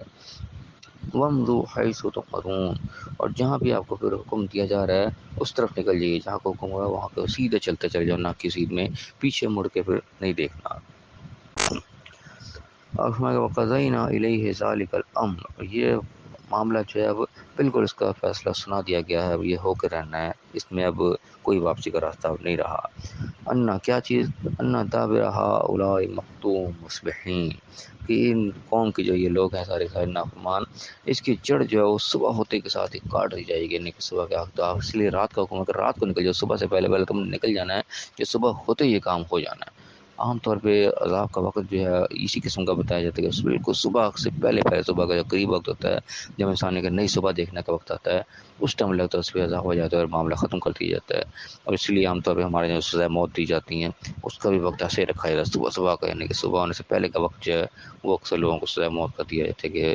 اگلی صبح جو ہے اس کو طرح کی دیکھنا نصیب نہیں ہوتی، رات کے آخری پہر میں بالکل صبح سے پہلے اس کو جو ہے وہ فیصلہ اس کے اوپر صادر کر دیا جاتا ہے۔ تو یہاں بھی اللہ تعالیٰ کا جو حکم ایک قسم کا سزائے موت کا فیصلہ اللہ کی طرف سے آیا تھا کہ ان کو جڑ کاٹ دینی ہے، اس کا بھی ٹائم وہی رکھا گیا کہ رات میں آپ لوگ نکل جاؤ، صبح ہوتے کے ساتھ ہی ان کا کام ہو جانا، صبح نہیں ہونی چاہیے، تم صبح سے پہلے نکلنا ہے، نکلنے کے لیے رات کا ٹائم جو وہ دیا گیا۔ اللہ تعالیٰ میں صحیح سمجھنے کی توفیق عطا فرمائے۔ یہاں پہ ابھی یعنی کہ لوگ اسلام قوم کا خاتمہ یہاں پہ بیان ہو رہا ہے، ابھی مزید تھوڑا سا قصہ چلے گا انشاءاللہ، ہم کل کی آیات کے اندر پڑھیں گے، لیکن بات سمجھنے لگی ہے کہ جن چیزوں سے واضح طور پر منع کر دیا جاتا ہے اللہ کے نبی کے ذریعے جب پیغام پہنچ جاتا ہے، جب انسان اس کام سے نہیں ہٹتا کہ اس کو پتہ ہوتا ہے واضح طور پہ وہ مانے تو اس کے سامنے ہوتی ہے کہ کام نہیں کرنے والا، اس کے باوجود وہی کام جب انسان کر رہا ہوتا ہے، قوم کی حیثیت میں کر رہا ہوتا ہے، چاہے انفرادی حیثیت میں کر رہا ہوتا ہے، تو پھر سمجھ لو کہ اپنے آپ کو سزا کا مستحق ٹھہرا لیتا ہے۔ تو بالکل ہمارے لیے یہ کلمہ فکریہ ہے کہ ہم بھی وہ کام کر رہے ہیں جو بالکل ہم پر واضح ہے کہ یہ کام نہیں کرنے والا، یہ لگتا ہے اس سے ممنوع ہے، اس کے باوجود ہم انفرادی طور پر بھی اور پوری قوم کی حیثیت سے وہ کام ہم کر رہے ہیں، بڑی ڈٹائی کے ساتھ کر رہے ہیں، تو نتیجہ صحیح نکلتا ہے کہ ہم بالکل عذاب کے مستحق ٹھہرے ہوئے ہیں۔ اب عذاب کی کوئی بھی شکل ہو سکتی ہے، اب عذاب یہاں پہ یعنی کہ مہنگائی کا عذاب ہمارے اوپر آ جائے، کوئی حکمرانوں کا عذاب آ جائے، مسلط کر دیے جائیں جو کہ ہمارے لیے سزا کا باعث بن جائیں، تو ہم خود اپنے آپ کو اس چیز کا مستحق ٹھہرا چکے ہیں، ہم اللہ سے اس چیز کا کوئی گلہ نہیں کر سکتے، شکوہ نہیں کر سکتے کہ یا اللہ تو نے ہمارے ساتھ کیا کر دیا، ہم خود اپنے ساتھ وہ کیے بیٹھے ہیں، ہم خود اپنے آپ کو اس کا مستحق حقدار جو بنائے بیٹھے ہیں کہ اللہ کی طرف سے عذاب وہ آ جانا چاہیے۔ یہ یعنی کہ قانون اللہ تعالیٰ نے بیان کیے ہیں مختلف قوموں کو تذکرہ کر کے، تو ہمیں اللہ تعالیٰ سمجھنے کی توفیق عطا فرمائے، جانتے بوجھتے ہوئے جب ہم بےمانی شیطانیاں کر رہے ہوتے ہیں، اس عمل سے اللہ تعالیٰ نے محفوظ فرمائے۔ ہم کسی کو تو سنوار نہیں سکتے، لیکن اپنے آپ کو اپنی ذات کو ہم ضرور سنوار سکتے ہیں۔ ہر شخص اسی پہ آ جانے کہ میں نے خود کو ٹھیک کرنا سب سے پہلے، تو انشاءاللہ ہر فرد جب یہ سوچ لے گا تو فرد سے معاشرہ بنتا ہے، تب ہر شخص اپنے آپ کو ٹھیک کرنا شروع ہو جائے گا، تو آٹومیٹک جو ہے معاشرہ بھی درست ہو جائے گا، سب معاملہ ٹھیک ہو جائیں گے۔ ہمیں ضرورت ہے کہ ہم اپنے آپ کو سب سے پہلے ٹھیک کریں، اللہ کے احکامات کو ہم پڑھیں سمجھیں اور اس کے مطابق اپنی زندگی کو ہم گزاریں۔ اللہ تعالیٰ ہمیں صحیح سمجھنے صحیح عمل کرنے کی توفیق عطا فرمائے اور دنیا اور آخرت دونوں جگہ کامیاب فرمائے، آمین۔ وآخر دعوانا ان الحمد للہ رب العالمین۔ الحمد للہ رب العالمین والصلاة والسلام علی الانبیاء والمرسلین۔ اعوذ باللہ من الشیطان الرجیم، بسم اللہ الرحمن الرحیم۔ رب اشرح لی صدری ویسر لی امری واحلل عقدۃ من لسانی یفقہوا قولی واجعل لی وزیرا من اہلی۔ محترم سامعین، السلام علیکم ورحمۃ اللہ وبرکاتہ۔ الحمدللہ قرآن پاک کا مطالعہ ہمارا جاری ہے۔ سورہ الحجر کی آیت نمبر 66 تک ہم پڑھ چکے ہیں، آج انشاءاللہ آیت نمبر 67 سے آیت نمبر 79 تک پڑھیں گے۔ کل کی آیات میں ہم نے پڑھا تھا کہ تذکرہ آیا تھا لوط علیہ السلام کے پاس فرشتے آئے انسانی شکل میں، پہلے تو لوط علیہ السلام کو نہیں پہچانا، پھر انہوں نے بتایا کہ ہم کس مقصد کے لیے آئے ہیں، انہوں نے بتا دی کہ اس بستی کے اوپر جب عذاب آنے والا ہے تو آپ رات کے کسی پہر میں یہاں سے نکل جائیں اپنے لے کے اپنے اہل کو۔ تو یہ فرشتہ انسانی شکل میں آئے تھے، اور ہم جانتے ہیں کہ لوط علیہ السلام کی قوم کو جو ہے وہ بری عادتیں تھیں، تو یہاں جب ان کے پاس آئے انسانی شکل میں تو شہر والوں کو خبر ہوئی کہ لو جی کوئی مہمان آئے، کوئی لڑکے آئے ہیں بڑے خوبصورت، اس کا سلسلہ باقی چلا ہے کہ آیات کے اندر دیکھتے ہیں اللہ تعالیٰ نے آگے کیا فرمایا۔ اعوذ باللہ من الشیطان الرجیم، بسم اللہ الرحمن الرحیم۔ وجاء اہل المدینۃ یستبشرون، شہر والے لوگ جو تھے اب آئے بڑے خوشیاں مناتے ہوئے، یعنی کہ ان کو بڑا خوشی ہوئی اس چیز کی کہ آج لو جی آج تو نیا شکار ہوا کہ ہمارے آگے ہمارے سامنے نئے مہمان کوئی آئے ہیں، بڑے خوبصورت کوئی لڑکے آئے ہیں، وہ اپنا وہی شوق پورا کرنے کی خاطر بڑے خوش و خرم جو ہے وہ بھاگے اس طرف کو آئے۔ اب انہیں تو نہیں معلوم تھا یہ کون آئے ہوئے ہیں، وہ تو ان کو یہی لڑکے شمار کر رہے تھے۔ قال ان هؤلاء ضیفی فلا تفتحون، لوط علیہ السلام نے کہا کہ دیکھو بے شک یہ میرے مہمان ہیں، یہ مہمان میرے پاس آئے ہیں۔ انہوں نے ظاہر نہیں کیا کہ یہ مہمان کون ہے، ان کو تو پتہ چل چکا تھا، ظاہر بتا دیا تھا فرشتوں نے۔ فرمایا فلا تفضحون، تو تم مجھے رسوا مت کرو، مہمانوں کے سامنے میری جو ہے بےعزتی کا رسوائی کا کوئی سامان ایسا مت کرو، یعنی کہ میری بےزتی ہوئی کہ میں اپنے مہمانوں کی حفاظت نہیں کر سکا۔ اور یہاں پہ تفضحون کا لفظ ہے بڑا ایک انٹیک لفظ ہے، یہ تفضحون کا لفظ قرآن میں صرف ایک ہی مرتبہ یہیں پہ آیا ہے، اور اس کے معنی تقریباً اسی مفہوم کے اندر تمام ترجمے نے لیے ہیں، رسوائی کے، بےعزتی کے، یا جو بھی اس قسم کا مفہوم سمجھ لیں۔ تو لوط علیہ السلام نے کہا کہ دیکھو میرے مہمان ہیں تو تم کوئی ایسی حرکت مت کرو، واتقوا اللہ، اللہ کا تقوی اختیار کرو، ولا تخزون، اور مجھے رسوائی مت کرو، میری بھی آبروئی مت کرو، اس قسم کا کوئی کام رسوائی والا مت کرو جس کے ارادے سے تم آئے ہو۔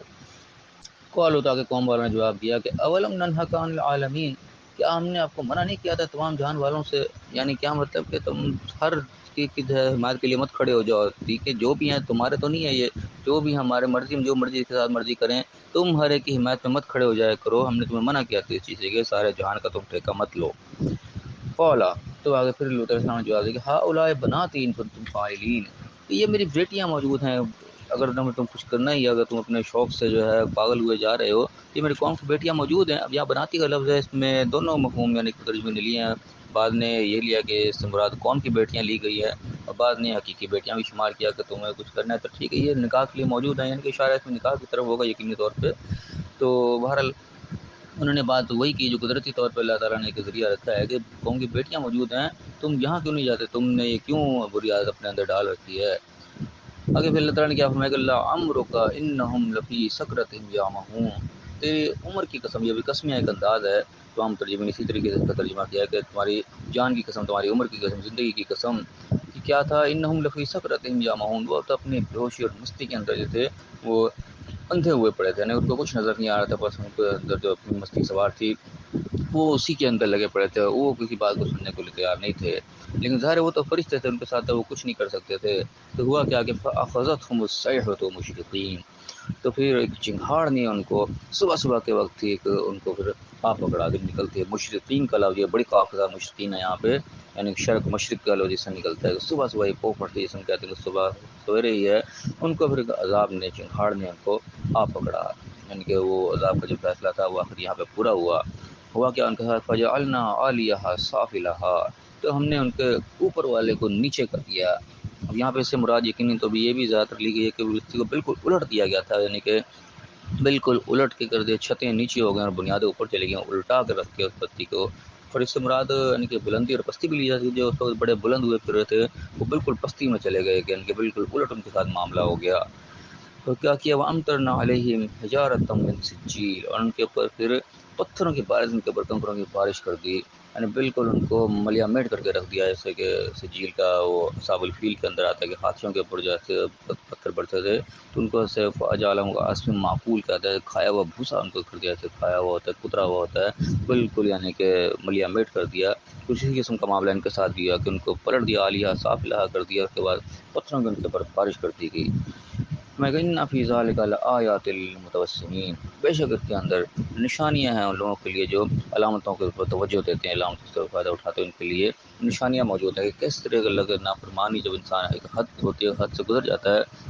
تو پھر کس طرح اللہ کی پکڑ آتی ہے، یعنی کہ اللہ تعالیٰ نے ایک مہلت دی ہے، ایک مہلت کی بھی ایک حد اللہ نے کر کے، مہلت بھی حد سے زیادہ نہیں ہے کسی کے لیے، جو بھی اللہ تعالیٰ نے سمجھنے کا موقع رکھا ہے اس کی ایک لمٹ رکھی ہے، ایک لمٹ تک اللہ تعالیٰ مہلت دیے رکھتا ہے کہ شاید اب سمجھ لے، اب سمجھ لے، جب وہ لمٹ بالکل کراس ہو جاتی ہے، انسان وہ سمجھنے کی حد سے باہر نکل جاتا ہے، پھر اللہ کی پکڑ آ جاتی ہے۔ پھر یہ لیکن نشانی ہے اللہ تعالیٰ نے جتنے واقعات ذکر کیے ہیں، اب ان واقعات سے مراد تو کسی قوم کی کوئی ان کی کوئی غیبت کرنا مراد نہیں، ان کی بے عزتی کرنا مراد نہیں ہے، مراد ہے سبق حاصل کرنا کہ پہلی قوم نے کیا کیا، کیا ان سے غلطی ہوئی، اور غلطی کے نتیجے میں کیا ان کے ساتھ جو ہے وہ اس کا نتیجہ نکلا، کیا بھگتان ان کو بھگتنا پڑا۔ تو اس واقعے کے اندر بھی نشانی اللہ نے کہا کہ جو علامتیں تو سبق حاصل کرنے والے ہیں ان کے لیے اس میں نشانیاں ہیں۔ وَإِنَّهَا لَبِسَبِيلٍ مُقِيمٍ، اور یہ یعنی کہ بستی یہ واقعہ جو ہے بالکل ایک واضح راستے کے اوپر، ان کی شاہراہ کے اوپر یہ واقعہ پیش آئے گا، لوگ آتے جاتے اس کو دیکھتے ہیں کہ یہ بستی کے ساتھ کیا ہوا تھا، اس بستی کے اوپر کیسا عذاب آیا، لوگوں کے سامنے ہے یہ چیز۔ اب میں کہ ان فی ذلک لآیات للمؤمنین، جو ایمان والے ہیں، بات کو ماننے والے ہیں، ان کے یقیناً ان کے اندر نشانی موجود ہے کہ کس طریقے سے پھر رزلٹ ہوتا ہے، انسان جب ظلم پر اتر آتا ہے، ناانصافی پر اتر آتا ہے، اپنے حدود کو جب پار کر جاتا ہے تو پھر کیا اس کا نتیجہ نکلتا ہے۔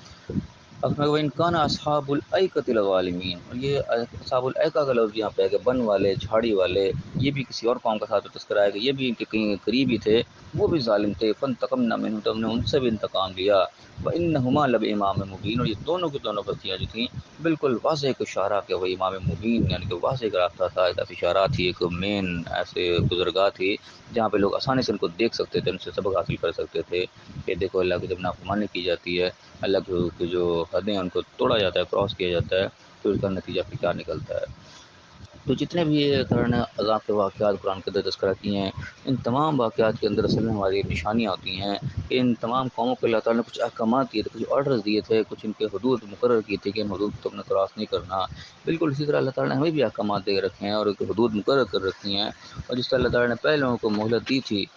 اس طرح اللہ تعالیٰ نے ہمیں بھی مہلت دی ہوئی ہے۔ ہمیں بھی ایک لمٹ اللہ تعالیٰ نے دنیا میں دے رکھی ہے، ہم زندہ یہاں موجود ہیں، ابھی ہمارے پاس وقت ہے کہ ہم اپنے آپ کو سدھار سکتے ہیں، اپنے آپ کو سنوار سکتے ہیں، اپنی غلطیوں کو دور کر سکتے ہیں۔ ایک لمٹ آخر ہمارے بھی ایک دن ختم ہو جانی ہے، کوئی پتہ نہیں لمٹ کب ختم ہو جائے۔ اللہ تعالیٰ نے جو رسی دراز کر رکھی ہے، کب اللہ تعالیٰ رسی دوبارہ کھینچ لے اور ہمارا ٹائم جو ہے وہ پورا ہو جائے، اس کے بعد جو ہے پھر واپسی کا راستہ جو باقی نہیں رہتا۔ اب یہ عذاب اللہ تعالیٰ دنیا میں بھی نازل کر دیتا ہے، اور موت کہنے کے ایک انداز اللہ تعالیٰ عذاب کے ذریعے موت دے دیتا ہے، چاہے بغیر عذاب کی موت دے دے تو مہلت تو آخرکار ختم ہو جائے گی۔ اصل معاملہ تو اصل میں آگے جا کے شروع ہونا ہے، وہ جن کو عذاب کے ذریعے مارا گیا ان کا بھی آخرت کا معاملہ ہونا ہے، اور جو عذاب کے بغیر قدرتی موت بھی مر جاتے ہیں، مہلت ان کی بھی ختم ہو جاتی ہے، اور پھر آگے کا معاملہ ان کا بھی شروع ہونا ہی ہونا ہے۔ اصل زندگی تو آخر کی ہے جو نتیجہ خیز ہونی ہے کہ وہاں پہ کیا رزلٹ نکلتا ہے۔ دنیا میں چاہے کوئی عذاب سے مارا گیا چاہے بغیر عذاب سے مارا گیا، دنیا تو ظاہر ایک لمٹ تھی، وہ ختم ہو گئی، وہ ہر ایک کی ختم ہونی ہے، اس کے ساتھ تو کوئی بھی مستثنا نہیں ہے اس سے۔ اس کے بعد آخرت کا معاملہ ہے وہ ہر ایک کے ساتھ ہی ہونا ہے۔ تو جو نافرمانی کر کے جائے گا وہ ظاہر ہے بالکل سیدھی دو ٹوک بات ہے کہ وہ سزا کا مستحق ٹھہرے گا۔ معاملہ صرف دنیا کے اندر ہے کہ جو مہلت اللہ نے ہمیں دی ہوئی ہے، اس کے اندر ہم نے اپنے آپ کو سنوارنا ہے، اس کے اندر جو اللہ نے ہمیں نشانیاں بتائی ہیں، دکھائی ہیں، ان سے ہم نے سبق حاصل کرنا ہے اور اپنے راستے کو صحیح کرنا ہے۔ سبق حاصل کر لیا، ان سے ہم نے اپنی اصلاح کر لی ان کو دیکھ کے، تو اب یقیناً کامیاب ہو جائیں گے۔ اور اگر ہم ایسے اگنور کرتے رہے، ایک کان سے سنا دونوں کان سے نکال دیا، دیکھا اور دیکھے منہ پھیر لیا اور اپنی کوئی اصلاح نہیں کی، تو ظاہر پر یہ مہلت آخر ایک دن ہماری بھی ختم ہو جانی ہے، اور پھر جو ہے اس کے بعد پکڑ جو ہوگی وہ پھر واپسی کا راستہ وہاں پہ کوئی نہیں ہوگا۔ اللہ تعالیٰ نے تمام نقشے قرآن میں کھینچ کے دکھائے ہیں، تو وہاں جا کے اللہ کو جو انسان یہ خواہش کرے گا ایک دفعہ مجھے موقع مل جائے، دوبارہ ایک دفعہ میں واپس چلا جاؤں، لیکن وہ نہیں ہوگا۔ جو آپ یہ ملے گا تمہیں جتنی مہلت ملی تھی وہ کافی تھی، تم نے اگر سمجھنا تھا تو سمجھ جاتے، دوبارہ بھی تمہیں بھیجی جائے گا تو دوبارہ بھی یہی کرو گے، کیونکہ پہلے کوئی ایسا نہیں ہوا کہ تمہیں وقت سے پہلے بلا لیا گیا، مہلت پوری تمہیں سے سمجھ پوری تھی، تم نے جو فیصلہ کیا اپنے پوری عقل سمجھ کے ساتھ جان بوجھ کے تم نے غلط راستے کو اپنایا، تو اب جو ہے وہ آپ سے راستہ وہ بند ہو چکا۔ اللہ تعالیٰ ہمیں صحیح سمجھنے کی توفیق عطا فرمائے، جو اللہ نے ہمیں مہلت دی ہے اس مہلت کے اندر اللہ تعالیٰ ہمیں اپنی اصلاح کر لینے کی توفیق عطا فرمائے، جو صحیح راستہ اللہ نے بتایا اس پہ چلنے کی توفیق عطا فرمائے، اور دنیا اور آخرت دونوں جگہ کامیاب فرمائے، آمین۔ وآخر دعوانا ان الحمد للہ رب العالمین۔ الحمد للہ رب العالمین، والصلاة والسلام علی الانبیاء والمرسلین۔ اعوذ باللہ من الشیطان الرجیم، بسم اللہ الرحمن الرحیم۔ رب اشرح لی صدری ویسر لی امری واحلل عقدۃ من لسانی یفقہوا قولی واجعل لی وزیرا من اہلی۔ محترم سامعین، السلام علیکم ورحمۃ اللہ وبرکاتہ۔ الحمدللہ قرآن پاک کا مطالعہ ہمارا جاری ہے۔ سورہ الحجر کی آیت نمبر 79 تک ہم پڑھ چکے ہیں، آج انشاءاللہ آیت نمبر 80 سے آیت نمبر 86 تک پڑھیں گے۔ اعوذ باللہ من الشیطان الرجیم، بسم اللہ الرحمن الرحیم۔ وَلَقَدْ كَذَّبَ أَصْحَابُ الْحِجْرِ الْمُرْسَلِينَ، اور یقیناً ہجر والوں نے بھی رسولوں کو، پیغمبروں کو جھٹلایا۔ اب یہ اصحاب الحجر عام طور پہ صالح علیہ السلام کی قوم کا جو ہے دوسرا نام بتایا جاتا ہے، قوم سمود کا، کہ ان کو اصحاب الحجر بھی کہا جاتا ہے، ہجر ان کے علاقے کا نام، یہ علماء نے جو ہے تفسیر کی ہے اس کی۔ تو بہرحال جو بھی تھے، اللہ تعالیٰ نے ایک علاقے والوں کا نام بتایا کہ ہجر والے، پتھر والے۔ کیا ان کے کیوں ان کو پتھر والے کہا جاتا ہے؟ کہ آتیناہم آیاتنا فکانوا عنہا معرضین، کہ ان کی نشانیاں ان کو دی اور ان سے منہ موڑتے تھے۔ وکانوا ینحتون من الجبال بیوتا آمنین، تو وہ پہاڑوں کے اندر گھر تراش کے بڑے امن سے جو ہے بے خوف ہو کے رہتے تھے۔ یعنی پتھر والے جو تھے وہ پہاڑوں میں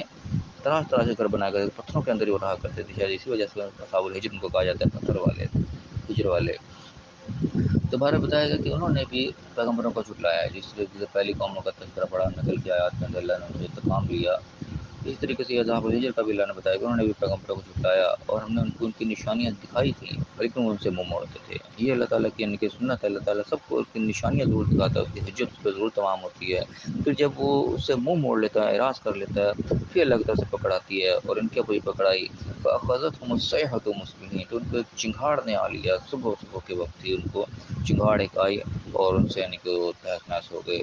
فما اغنى عنهم ما كانوا يكسبون، جو کچھ انہوں نے کمائی کی تھی وہ ان کو کچھ کام نہ آ سکی. یعنی جو بھی انہوں نے پہاڑ تراش کے رہتے تھے، جو بھی دنیا کے اندر اپنے معاملات کرتے تھے، اللہ کی نافرمانی جو کرتے تھے، رسولوں کو جھٹلاتے تھے. ظاہر ہے کیوں جھٹلاتے تھے؟ جھٹلاتے اس لیے تھے کہ وہ اپنی مرضی کی زندگی جینا چاہتے تھے. پیغمبر ان کو آ کے اللہ کی مرضی کے تابع کرنا کی کوشش کرتے تھے، وہ نہیں ہوتے تھے. اپنی مرضی کا یہ مطلب کہ میں اپنی مرضی سے مال جمع کروں، اپنی مرضی سے اکٹھا کروں، اپنی مرضی کی زندگی گزاروں.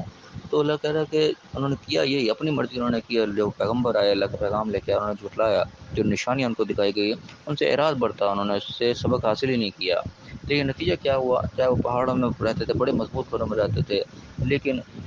عذاب ان کے اوپر قسم کا ہے کہ چنگھاڑ آ گئی اتنی زبردست قسم کی. کوئی آسمان سے کوئی پتھر نہیں گرے، کوئی ایسے حملہ نہیں ہوا، چنگھاڑ ایک ایسی زوردار قسم کی چیخ آئی کہ گھروں کے اندر بھی گھس گئی، کانوں کے اندر گھس گئی جہاں بھی. اسی سے جناب ان کا جو ہے کام تمام ہو گیا. جو کچھ انہوں نے کما رکھا تھا، چاہے ان کے مضبوط گھر تھے، ان کا مال دولت تھا، جو کچھ بھی تھی، جو بھی انہوں نے لفنا فرمانی کر کے رسولوں کو جھٹلا کر جو بھی اپنا اکٹھا کیا تھا، وہ کوئی چیز ان کے کچھ کام نہیں آ سکی. یعنی کہ اللہ کی پکڑ اس طرح سے آتی ہے کہ انسان بے بس ہو جاتا ہے، چاہے اپنے طرف جتنے مرضی اس نے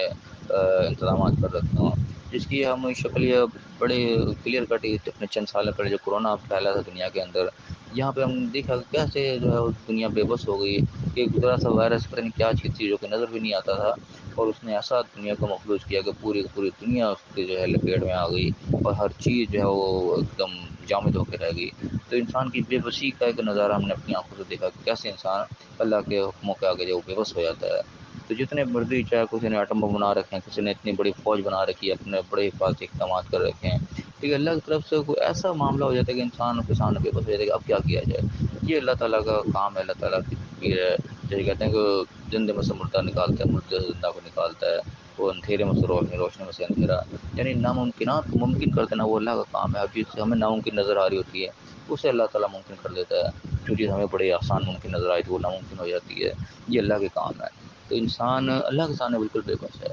جہاں اللہ کا حکم آ جائے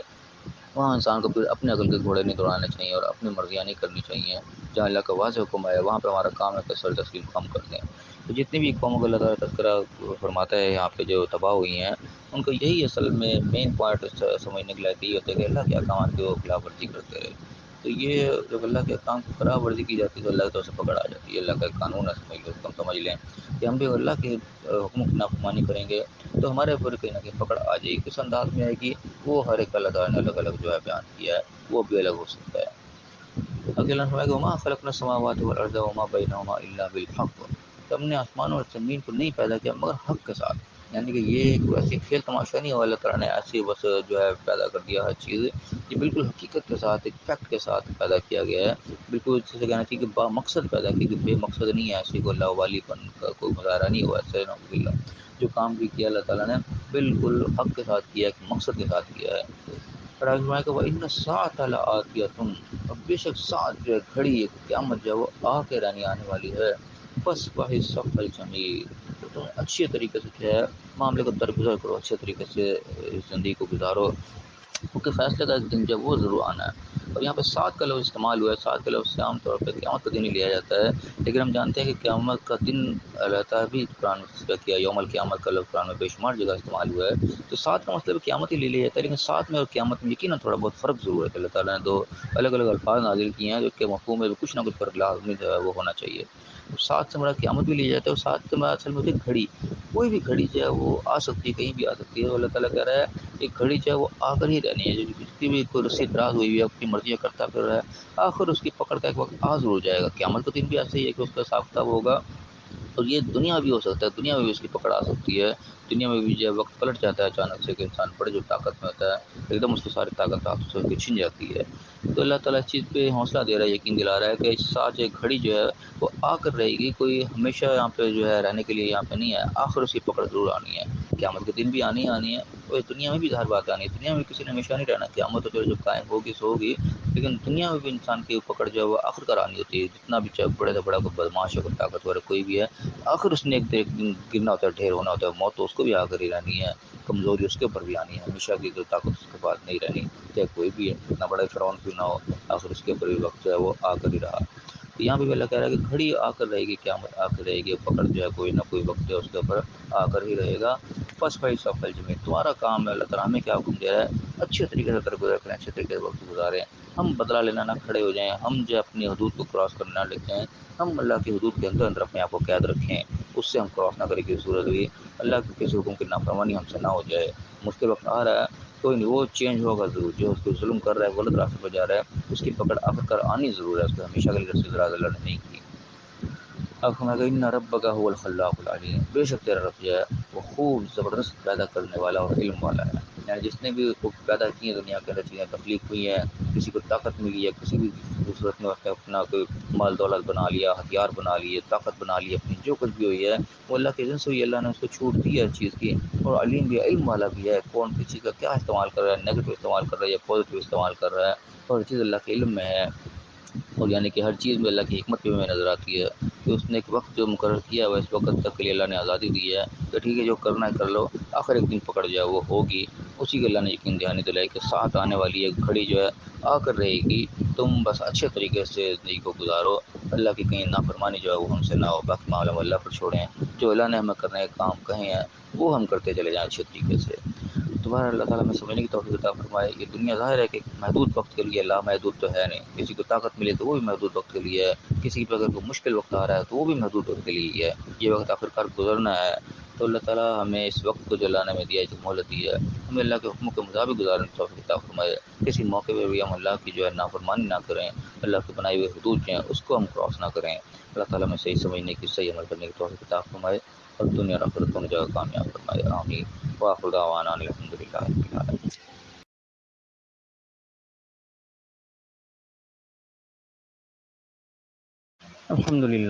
الحمد للہ رب العالمین، والصلاة والسلام علی الانبیاء والمرسلین۔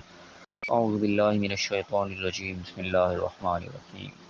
رب اشرح لی صدری ویسر لی امری واحلل عقدۃ من لسانی یفقہوا قولی واجعل لی وزیرا من اہلی۔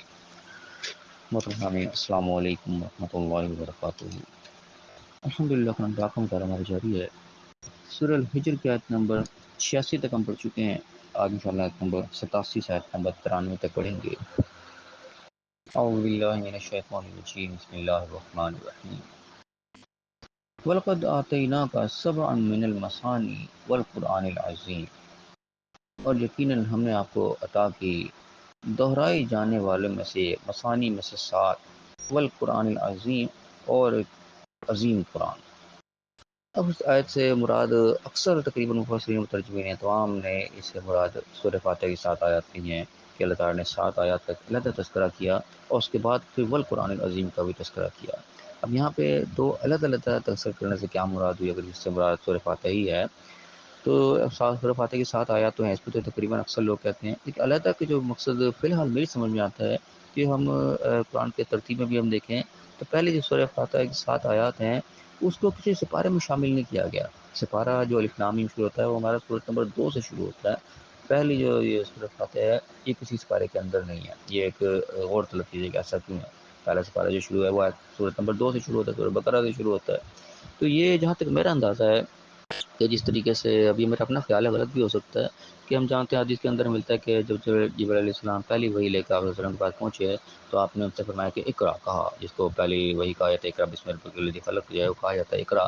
جب انہیں کہا گیا کہ پڑھو تو آپ وسلم کا جواب، یعنی کہ حدیث کتابوں میں آتا ہے کہ آپ وسلم فرمایا کہ ما انا بقارن، میں پڑھنے والا نہیں، میں پڑھ نہیں سکتا، آپ وسلم کو پڑھنا نہیں آتا تھا۔ تو جب جبرائیل علیہ السلام نے کہا کہ پڑھ، تو آپ نے جواب دیا کہ میں نہیں پڑھ سکتا۔ تو اس سوال سے اور جواب سے اندازہ ہوتا ہے کہ آپ وسلم کے سامنے کوئی لکھی ہوئی چیز رکھی گئی سامنے، جس کو پڑھنے کو کہا گیا، جس کو دیکھ کے آپ نے کہا کہ میں نہیں پڑھ سکتا۔ ورنہ اگر کوئی چیز سامنے نہ رکھی جائے، ویسی خالی کسی کو کہا جائے پڑھ، تو وہ دیکھ کے یہی کہے گا کہ کیا پڑھوں۔ کسی بچے سے بھی آپ کہیں کہ بھائی پڑھ، تو یہ پوچھے گا کیا پڑھوں، اور کوئی چیز لکھی ہوئی نہ ہو اس کو ویسے پڑھانا شروع کر دے، بھی اے بی سی وہ ساتھ ساتھ پڑھنا شروع کر دے گا، اس کو یہ جواب دینے کی ضرورت نہیں کیا پڑھوں۔ لیکن جب کوئی لکھی ہوئی چیز ہم سامنے رکھیں گے، کوئی ایسی لینگویج سامنے رکھیں گے جس کو بچہ نہیں پڑھ پائے گا، جب کہیں گے سامنے رکھ کے کہیں گے پڑھ، پھر بچہ دیکھ کے کہے گا کہ نہیں میں نہیں یہ پڑھ سکتا۔ کوئی بھی جو پڑھا لکھا شخص نہ ہو، جب اس کے سامنے کوئی لکھی ہوئی چیز ہوگی تب اس کا جواب ہوگا کہ بھائی کیا لکھا ہے مجھے نہیں پتہ، میں نہیں یہ پڑھ سکتا۔ تو آپ وسلم کا جو جواب نکل ہوا حدیث کے اندر، اس سے اندازہ ہوتا ہے کہ جبرائیل علیہ السلام کوئی لکھی ہوئی چیز سامنے لے کے آئے تھے، جس کو دیکھ کے آپ نے کہا کہ ماں انا بقاری، میں نہیں پڑھ سکتا۔ تو وہ لکھی ہوئی چیز میرے انداز کے مطابق شاید یہ سورہ فاتحہ تھی، یہ لکھی لکھائی اللہ کی طرف سے لے کے آئے آپ ان کے پاس اور سامنے رکھی، تو آپ نے کہا کہ میں نہیں پڑھ سکتا۔ اس کے بعد پھر دوبارہ کہا گیا اقرأ بسم ربک الذی خلق، پھر جو ہے اپنے رب کے نام سے پڑھے، تو یہاں سے وہی کا آغاز ہوا، اس کو پہلے وہی کہا جاتا ہے۔ اسی یہاں سے یعنی کہ سپارے کا سمجھو کہ ہمارا آغاز ہوا ہے قرآن کا۔ اس سے پہلے کے جو یہ 7 آیات ہیں یہ سپارے کے اندر نہیں رکھی گئی، شاید یہ لکھی لکھائی جبرائیل علیہ السلام اللہ کی طرف سے لے کے آئے تھے اور سامنے رکھا تھا پڑھنے کے لیے۔ تو یہ ایک میرا اندازہ ہو سکتا ہے اللہ تعالیٰ نے اس کی طرف اشارہ کیا کہ 7 جو ہے بار بار دہرائی جانے والی میں سے، اور پورا قرآن بار بار دہرایا جاتا ہے یقیناً، اور ان میں سورہ فاتحہ جو سب سے زیادہ دہرائی جاتی ہے، ہم جانتے ہیں کہ اس کا سب سے زیادہ پڑھا جاتا ہے نمازوں کے اندر، اس کو لازم قرار دیا گیا۔ ہر شخص جو نماز پڑھتا ہے تو 2 رکعت کی نماز ہے، 4 رکعت کی نماز ہے، تو اس میں 2 دفعہ یا 4 دفعہ سورہ فاتحہ جو ہے لازمی پڑھتا ہے، تو سب سے زیادہ دہرائی جانے والی بھی یہی ہے یقیناً۔ تو اس سے کہیں نہ کہیں اشارہ ملتا ہے کہ شاید اس سے مراد یہی ہو۔ تو اللہ تعالیٰ کی نعمتوں میں سے نعمت کہ اللہ تعالیٰ میں یہ عطا کی، اور اس کے بعد قرآن عظیم بھی عطا کیا، اس کے بعد سارا قرآن جو ہے آگے شروع ہوتا ہے جو یقیناً عظمت والا ہے۔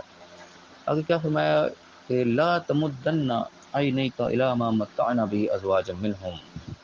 کہ ایک جنرل ایک آرڈر ہے سب کو اب نبی کے ذریعے کہ تمہاری آنکھیں ان چیزوں کی طرف نہ اٹھیں جو برتنے کی چیزیں، مال متاع دنیا کا ہم نے ان لوگوں کو دے رکھا ہے، ان جوڑوں کو دے رکھا ہے۔ کفار کی طرف اشارہ کر کے بتایا جا رہا ہے کہ ان کو جو کوئی برتنے کے لیے ہم نے دے رکھا ہے، تمہاری نظریں ان کی طرف نہ جائیں کہ اللہ نے ان کو اتنا کچھ کیوں دے رکھا ہے۔ یہ دنیا کا مال عارضی سمجھو کہ اللہ نے ان کو دیا، کوئی وقت کوئی حیثیت نہیں ہے، یہ تو دنیا برتنے کے لیے ان کو دے دی، آزمائش کے طور پہ دے دی کہ اس کو کیا استعمال کرتے ہیں۔ اللہ تعالیٰ نے ایمان والوں کو بھی بہت کچھ دیا، ایسا نہیں کہ ایمان والے سارے کو بھوکے رہے ساری زندگی۔ تو اللہ تعالیٰ کے ان کو یعنی کہ یہ جو نافرمان ہے، اللہ کا نہ مانا ہے، ان کو اللہ تعالیٰ اتنا کیوں دیتا ہے، اس کو تم نے فوکس نہیں کرنا۔ بولا تحزن علیہ، وہ ان کے اوپر غم بھی نہیں کھانا، یعنی سب کچھ ان سے چھن جانا ہے، اب چاہے وہ اپنے رشتہ دار ہیں کوئی بھی ہو، ان پہ بھی سزا تو آئے گی جنہوں نے اللہ کی نافرمانی کی، تو ان کا غم بھی نہیں کھانا، ان کے مال متاع کو دیکھ کے تعجب بھی نہیں کرنا۔ وَخْفِضْ جَنَاحَكَ لِلْمُؤْمِنِينَ، اور اپنے بعض وجہ مومنین کے لیے چھپا کے رکھنے ہیں، اپنے توجہ کا مرکز جو ہے وہ مومنین کو رکھنا ہے، ان کے ساتھ انہیں اچھا سلوک ہر حال میں کرنا ہے۔ وقل، اور کہہ دو ان سے کہ انی انا النذیر مبین، کہ میں واضح طور پہ ایک متنبہ کر دینے والا ہوں، خبردار کر دینے والا ہوں، ڈرانے والا ہوں، یعنی میری ڈیوٹی اصل میں یہ ہے کہ تمہیں خبردار کر دوں، جو مال دولت والے انہیں بھی، جو مال دولت والے نہیں بھی ہیں ان کو خبردار کر دینا، واضح طور پہ ان کو مطلع کر دینا، ان کے متنبہ کر دینا کہ آنے والے وقت کیا ہونے والا ہے، جس راستے پہ تم لوگ جا رہے ہو اس راستے کا کیا انجام ہونے والا ہے، لوگوں کو اچھی طریقے سے خبردار کر دینا، یہ اصل میں ڈیوٹی ہے۔ کما انزلنا علی المقتسمین، یہ چیز اللہ تعالیٰ نے ایسے ہی پہلے بھی نازل کی تھی جس طریقے سے علی المقتسمین، تقسیم کر دینے والوں کے اوپر۔ کون ہے تقسیم کر دینے والے؟ الذین جعلوا القرآن عضین، جنہوں نے قرآن کو ٹکڑے ٹکڑے کر دیا۔ کیا مطلب قرآن کو ٹکڑے کرنے کا؟ یعنی کہ قرآن کو مکمل نہیں مانا، جیسے ماننے کا تھا اپنی مرضی، کسی نے یہ ٹکڑا مان لیا، کسی نے وہ ٹکڑا مان لیا، کسی نے اپنی مرضی کا آیت نکال لی، کسی نے اپنی مرضی کا آیت نکال لی، اپنے اپنے عقائد کو ثابت کرنے کے لیے، اپنے اپنے جو چلی آ رہی ہیں چیزیں ان کو ثابت کرنے کے لیے اپنی مرضی کا چن چن کر رکھ لیں۔ یہ ٹکڑے کر دینے کے مترادف ہے، جو اپنا عقیدہ ثابت کرنے کے آئے دیکھو جس کا یہ مطلب ہے، دیکھو اس کا یہ مطلب ہے، باقی چیزوں کا کیا مطلب ہے اس کو اگنور کر دیا ہے۔ تو یہ کام جو ہے ہوتا آیا ہمیشہ سے، آج بھی ہوتا ہے، لوگ اپنی اپنی مرضی کی چیزیں ثبوت کے طور پر سامنے نکال کے رکھتے ہیں، دیکھو جی قرآن میں یہ لکھا ہوا ہے، اس کے آگے پیچھے کیا لکھا ہوا ہے اس کو اگنور کر دیا۔ تو میں کہ فوربک لنسألنہم اجمعین، تیرے رب کی قسم ہم ان سب سے سوال پوچھیں گے، سب کو ہم سوال کریں گے، ان سے پوچھیں گے تم نے کیا کیا، اپنی مرضیاں جو کی کیوں کی۔ یہ اللہ تعالیٰ نے کہ مہلت دے رکھی ہے عارضی طور پہ، فی الحال نہیں پوچھ رہا، لیکن قسمیاں کیا کہ بتایا جا رہا ہے کہ ان سے ضرور سوال کیا جائے گا، پوچھا جائے گا، ان کو ایسے نہیں چھوڑ دیا جائے گا۔ کیا پوچھا جائے گا؟ اما کانوا یعملون، کہ جو وہ کچھ عمل کرتے رہے، جو یہ اپنی مرضیاں کرتے رہے، ان سے اس بات کا سوال ہوگا، ان کو ایسے خالی خلی نہیں چھوڑ دیا جائے گا تو ٹھیک ہے جو مرضی کرتے چلے جاؤ، ایسا نہیں، ایک دن پوچھنے کا آئے گا، ان سب سے اس کے بارے میں پوچھ گچھ لازمی ہوگی۔ اللہ تعالیٰ میں اس سمجھنے کی توفیق عطا فرمائے۔ اصل بات جو اس میں غور کرنے والی ہے وہ یہی ہے کہ اللہ نے ایک نذیر، ڈرانے والا، متربع کرنے والا بھیج دیا، اور ہر دور میں اللہ تعالیٰ نے اس کو رکھا ہے۔ نبی چلے جاتے ہیں، نبی کے فالوور جو ہوتے ہیں، پھر نبی کے پیروکار جو ہوتے ہیں، وہ یہ کام امت کے اندر کر رہے ہوتے ہیں، آج یہ کام ہو رہا ہے۔ اللہ تعالیٰ نے اپنا قرآن محفوظ کر دیا، اور اس کے ذریعے جو اللہ کے بندے ڈرانے والے آج تک لوگوں کو متربع کرتے آ رہے ہیں۔ کوئی شخص قیامت کے دن یہ نہیں اللہ کے سامنے کھڑا ہوگا کیسے کہ یا اللہ مجھے کسی نے بتایا ہی نہیں تھا، اطلاع سب تک پہنچے گی۔ اور یہ بات، یہ مہلت اللہ تعالیٰ نے دے رکھی ہے، یہ مہلت بھی ختم ہوگی، اور ہم سے اس چیز کا سوال ضرور ہوگا، جو کچھ اللہ نے نعمتیں دی ہیں، جو کچھ عقل سمجھ میں دی ہے، جو اللہ نے ہدایت دی ہے، ہم نے اس کا کیا استعمال کیا، اس کے بارے میں ہم سے سوال ضرور ہوگا۔ جو بھی کچھ ہم عمل کرتے رہے اس کا ہمیں جواب اللہ کے سامنے دینا پڑے گا۔ اللہ تعالیٰ میں صحیح سمجھنے کی، صحیح عمل کرنے کی توفیق عطا فرمائے، اور دنیا اور آخرت دونوں جگہ کامیاب فرمائے، آمین۔ واخر دعوانا الحمد للہ رب العالمین۔ الحمد للہ رب العالمین والصلاة والسلام علی الانبیاء والمرسلین اعوذ باللہ من الشیطان الرجیم بسم اللہ الرحمن الرحیم رب اشرح لی صدری ویسر لی امری واحلل عقدۃ من لسانی یفقہوا قولی واجعل لی وزیرا من اہلی۔ محترم سامعین، السلام علیکم ورحمۃ اللہ وبرکاتہ۔ الحمدللہ قرآن پاک ہم تعالیٰ ہماری جاری ہے۔ سورہ الحجر کی آیت نمبر 93 تک ہم پڑھ چکے ہیں۔ آج انشاءاللہ آیت نمبر 94 سے آیت نمبر 99 تک پڑھیں گے۔ اعوذ باللہ من الشیطان الرجیم بسم اللہ الرحمن الرحیم فاصدع بما تؤمر واعرض عن المشرکین۔ تو اعلانیہ کہہ دو، ڈنکے کی چوٹ پر کہہ دو جس بات کا تمہیں حکم دیا جا رہا ہے، اور مشرکین سے اعراض برتو، ان کی پرواہ مت کرو۔ اسی پچھلے آیات میں ہم نے پڑھا تھا کہ اللہ تعالیٰ نے اس طرح فرمایا کہ اپنے نبی سے فرمایا کہ کہہ دو کہ میں تو کھلے طور پہ واضح طور پر ڈرا دینے والا ہوں۔ اور یہی بات ہم نے پہلے لوگوں پہ بھی اتاری تھی، جن لوگوں نے قرآن کو ٹکڑے ٹکڑے کر دیا، جنہوں نے اللہ کے احکامات کو ٹکڑے ٹکڑے کر دیا، اور اللہ نے کہا کہ ہم سب کو پوچھیں گے، سب کو جمع کریں گے جو بھی کچھ انہوں نے اعمال کیے ہیں۔ تو اسی کا سلسلہ آگے چلا یہاں پہ کہ اللہ تعالیٰ نے کھلے طور پر واضح طور پر جو اعلانیہ کہہ دینے کا حکم دے دیا کہ جو کچھ تمہیں کہا جا رہا ہے اعلانیہ ان لوگوں کو سنا دو، کہ کوئی چیز ان کے اوپر مخفی نہ رہے۔ اور جو پھر مشرکین ہیں، شرک پر ڈٹے ہوئے ہیں، جو کہ نئی بات کو مانتے ہیں، انہوں نے اللہ کے سوا اوروں کو اپنا کارساز بنا لیا ہے، اللہ کے اوپر اس طریقے سے یقین نہیں کر رہے، ان کی پرواہ مت کرو۔ وہ ہنڈرنس کریں گے، ہر بات رکاوٹیں پیدا کریں گے، لیکن ان کی پرواہ کرنے کی ضرورت نہیں ہے، ان کو ان کے حال پہ چھوڑ دو۔ تم اپنا کام جو ہے وہ پورے ڈکے کی چوٹ پر اعلانیہ فصدع کا لفظ ہے، فصدع کا لفظ یعنی کہ سختی کے ساتھ بات کو کیا دینے کے حوالے سے، کہ اس میں کوئی ڈر نہ ہو، کسی کا کوئی لحاظ رکھنے کی بات نہ ہو، جو بات حقیقت ہے اس کو اعلان کہہ دیا جائے۔ تو یہاں پہ اللہ طرف سے حکم آ گیا کہ تو اعلان کیا تو جو بھی کچھ تم سے حکم دیا جا رہا ہے۔ اب یہ یعنی کہ موقع کی مناسبت سے دیکھنا ہوتا ہے کس وقت بات جو ہے وہ اعلان کرنی ہے، اور کس وقت جو ہے وہ آہستہ آہستہ کہنی، کیونکہ اس طریقے سے شروع میں بتایا جاتا ہے کہ پہلے 1 to 1 بات آپ وسلم کہا کرتے تھے، اعلان کہنے کا وقت نہیں تھا، لیکن پھر جب وقت کو مناسب آیا تو اللہ تعالیٰ سے باقاعدہ حکم آ گیا کہ تم اعلان کہو۔ تو یہ یعنی کہ علم کے ساتھ حکمت جو ہے وہ ساتھ ساتھ چلتی ہے۔ حکمت کا تقاضا ہوتا ہے کہ کس وقت کون سی بات کو کس انداز میں کہنا ہے، کس وقت اعلان کہنا ہے، کس وقت خفیہ طور پہ بات کرنی ہے، کس وقت 1 to 1 کرنی ہے، اور کس وقت مجمع میں بیٹھ کے بات کرنی ہے۔ یہ حکمت کی چیز ہوتی ہے اللہ کی طرف سے۔ حکمت بھی بہت بڑی نعمت ہوتی ہے۔ علم کے ساتھ حکمت جو بہت ضروری ہوتی ہے، ورنہ علم کا غلط استعمال ہو جاتا ہے، اس کے نتائج پہ غلط نکلتے ہیں۔ اب میں کہا انا کفیناک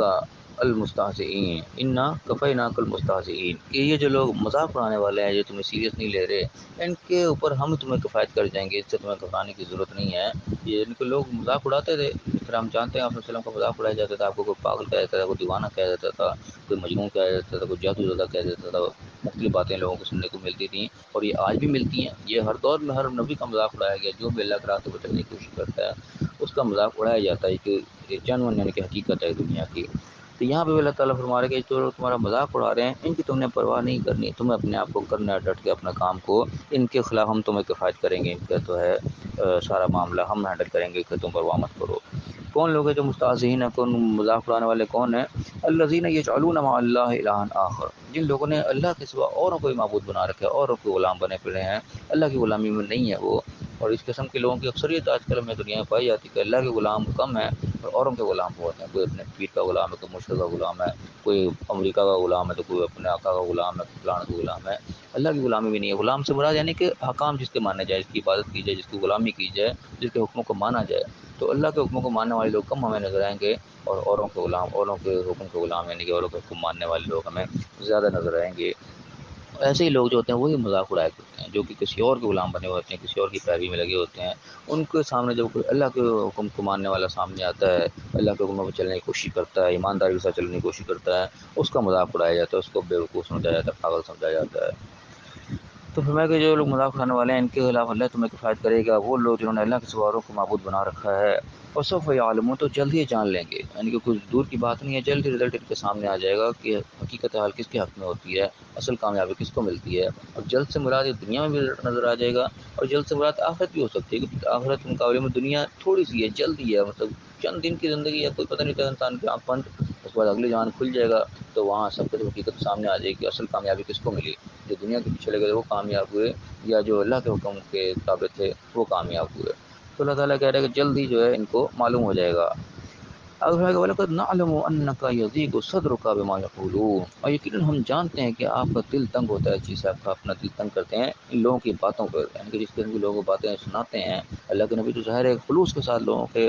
ہمدردی کے اندر کام کر رہے ہوتے ہیں، ان کو صحیح بات بتا رہے ہوتے ہیں، لیکن بجائے اس کے کہ وہ صحیح بات کو سمجھیں اور صحیح بات کا فائدہ اٹھائیں، وہ الٹا مذاق اڑاتے ہیں۔ تو ظاہر یہ چیز انسان کے لیے تکلیف کا باعث بنتی ہے۔ آج بھی اس چیز کا محسوس کر لیں کہ آپ ایک شخص کے ساتھ خلوص کے ساتھ بات کر رہے ہیں، ایک شخص کے ساتھ خلوص کے نیت کے ساتھ آپ اس کی ہمدردی کر رہے ہوں، اس کے فائدے کی بات کر رہے ہوں، اور وہ بجائے اس کے کہ آپ کی ہمدردی کا احسان سمجھے، احسان سمجھنا دور کی بات ہے، وہ الٹا آپ کا مذاق اڑانا شروع کر دے، آپ کو جو ہے بے عزت کرنا شروع کر دے، تو کس طرح انسان کے لیے تکلیف دہ بات ہوتی ہے۔ تو یہ چیز اللہ کے نبیوں کے ساتھ ہوتی تھی، اور یہاں پہ بھی اس چیز کا تذکرہ ہے کہ ہم جانتے ہیں کہ آپ کا دل تنگ ہوتا ہے ان کی باتوں سے، جو لوگ کرتے ہیں، کوئی آپ کو دیوانہ کہہ رہا ہے، کوئی پاگل کہہ رہا ہے، کوئی کچھ نہ کچھ کہہ رہا ہے، نعوذ باللہ، تو ظاہر بات ہے دل تو تنگ ہوگا، انسان تو انسان ہوتا ہے نا۔ تو اللہ تعالیٰ کہہ رہا ہے ہم جانتے ہیں ضرور اس چیز کا، لیکن اسی چیز کا تو اجر ہے اصل میں، یہی تو بات ہے کرنے والی، یہ تو صبر کا کام ہے، اور اسی صبر کا جو ہے پھل اصل میں ملنا ہے اللہ کے نزدیک۔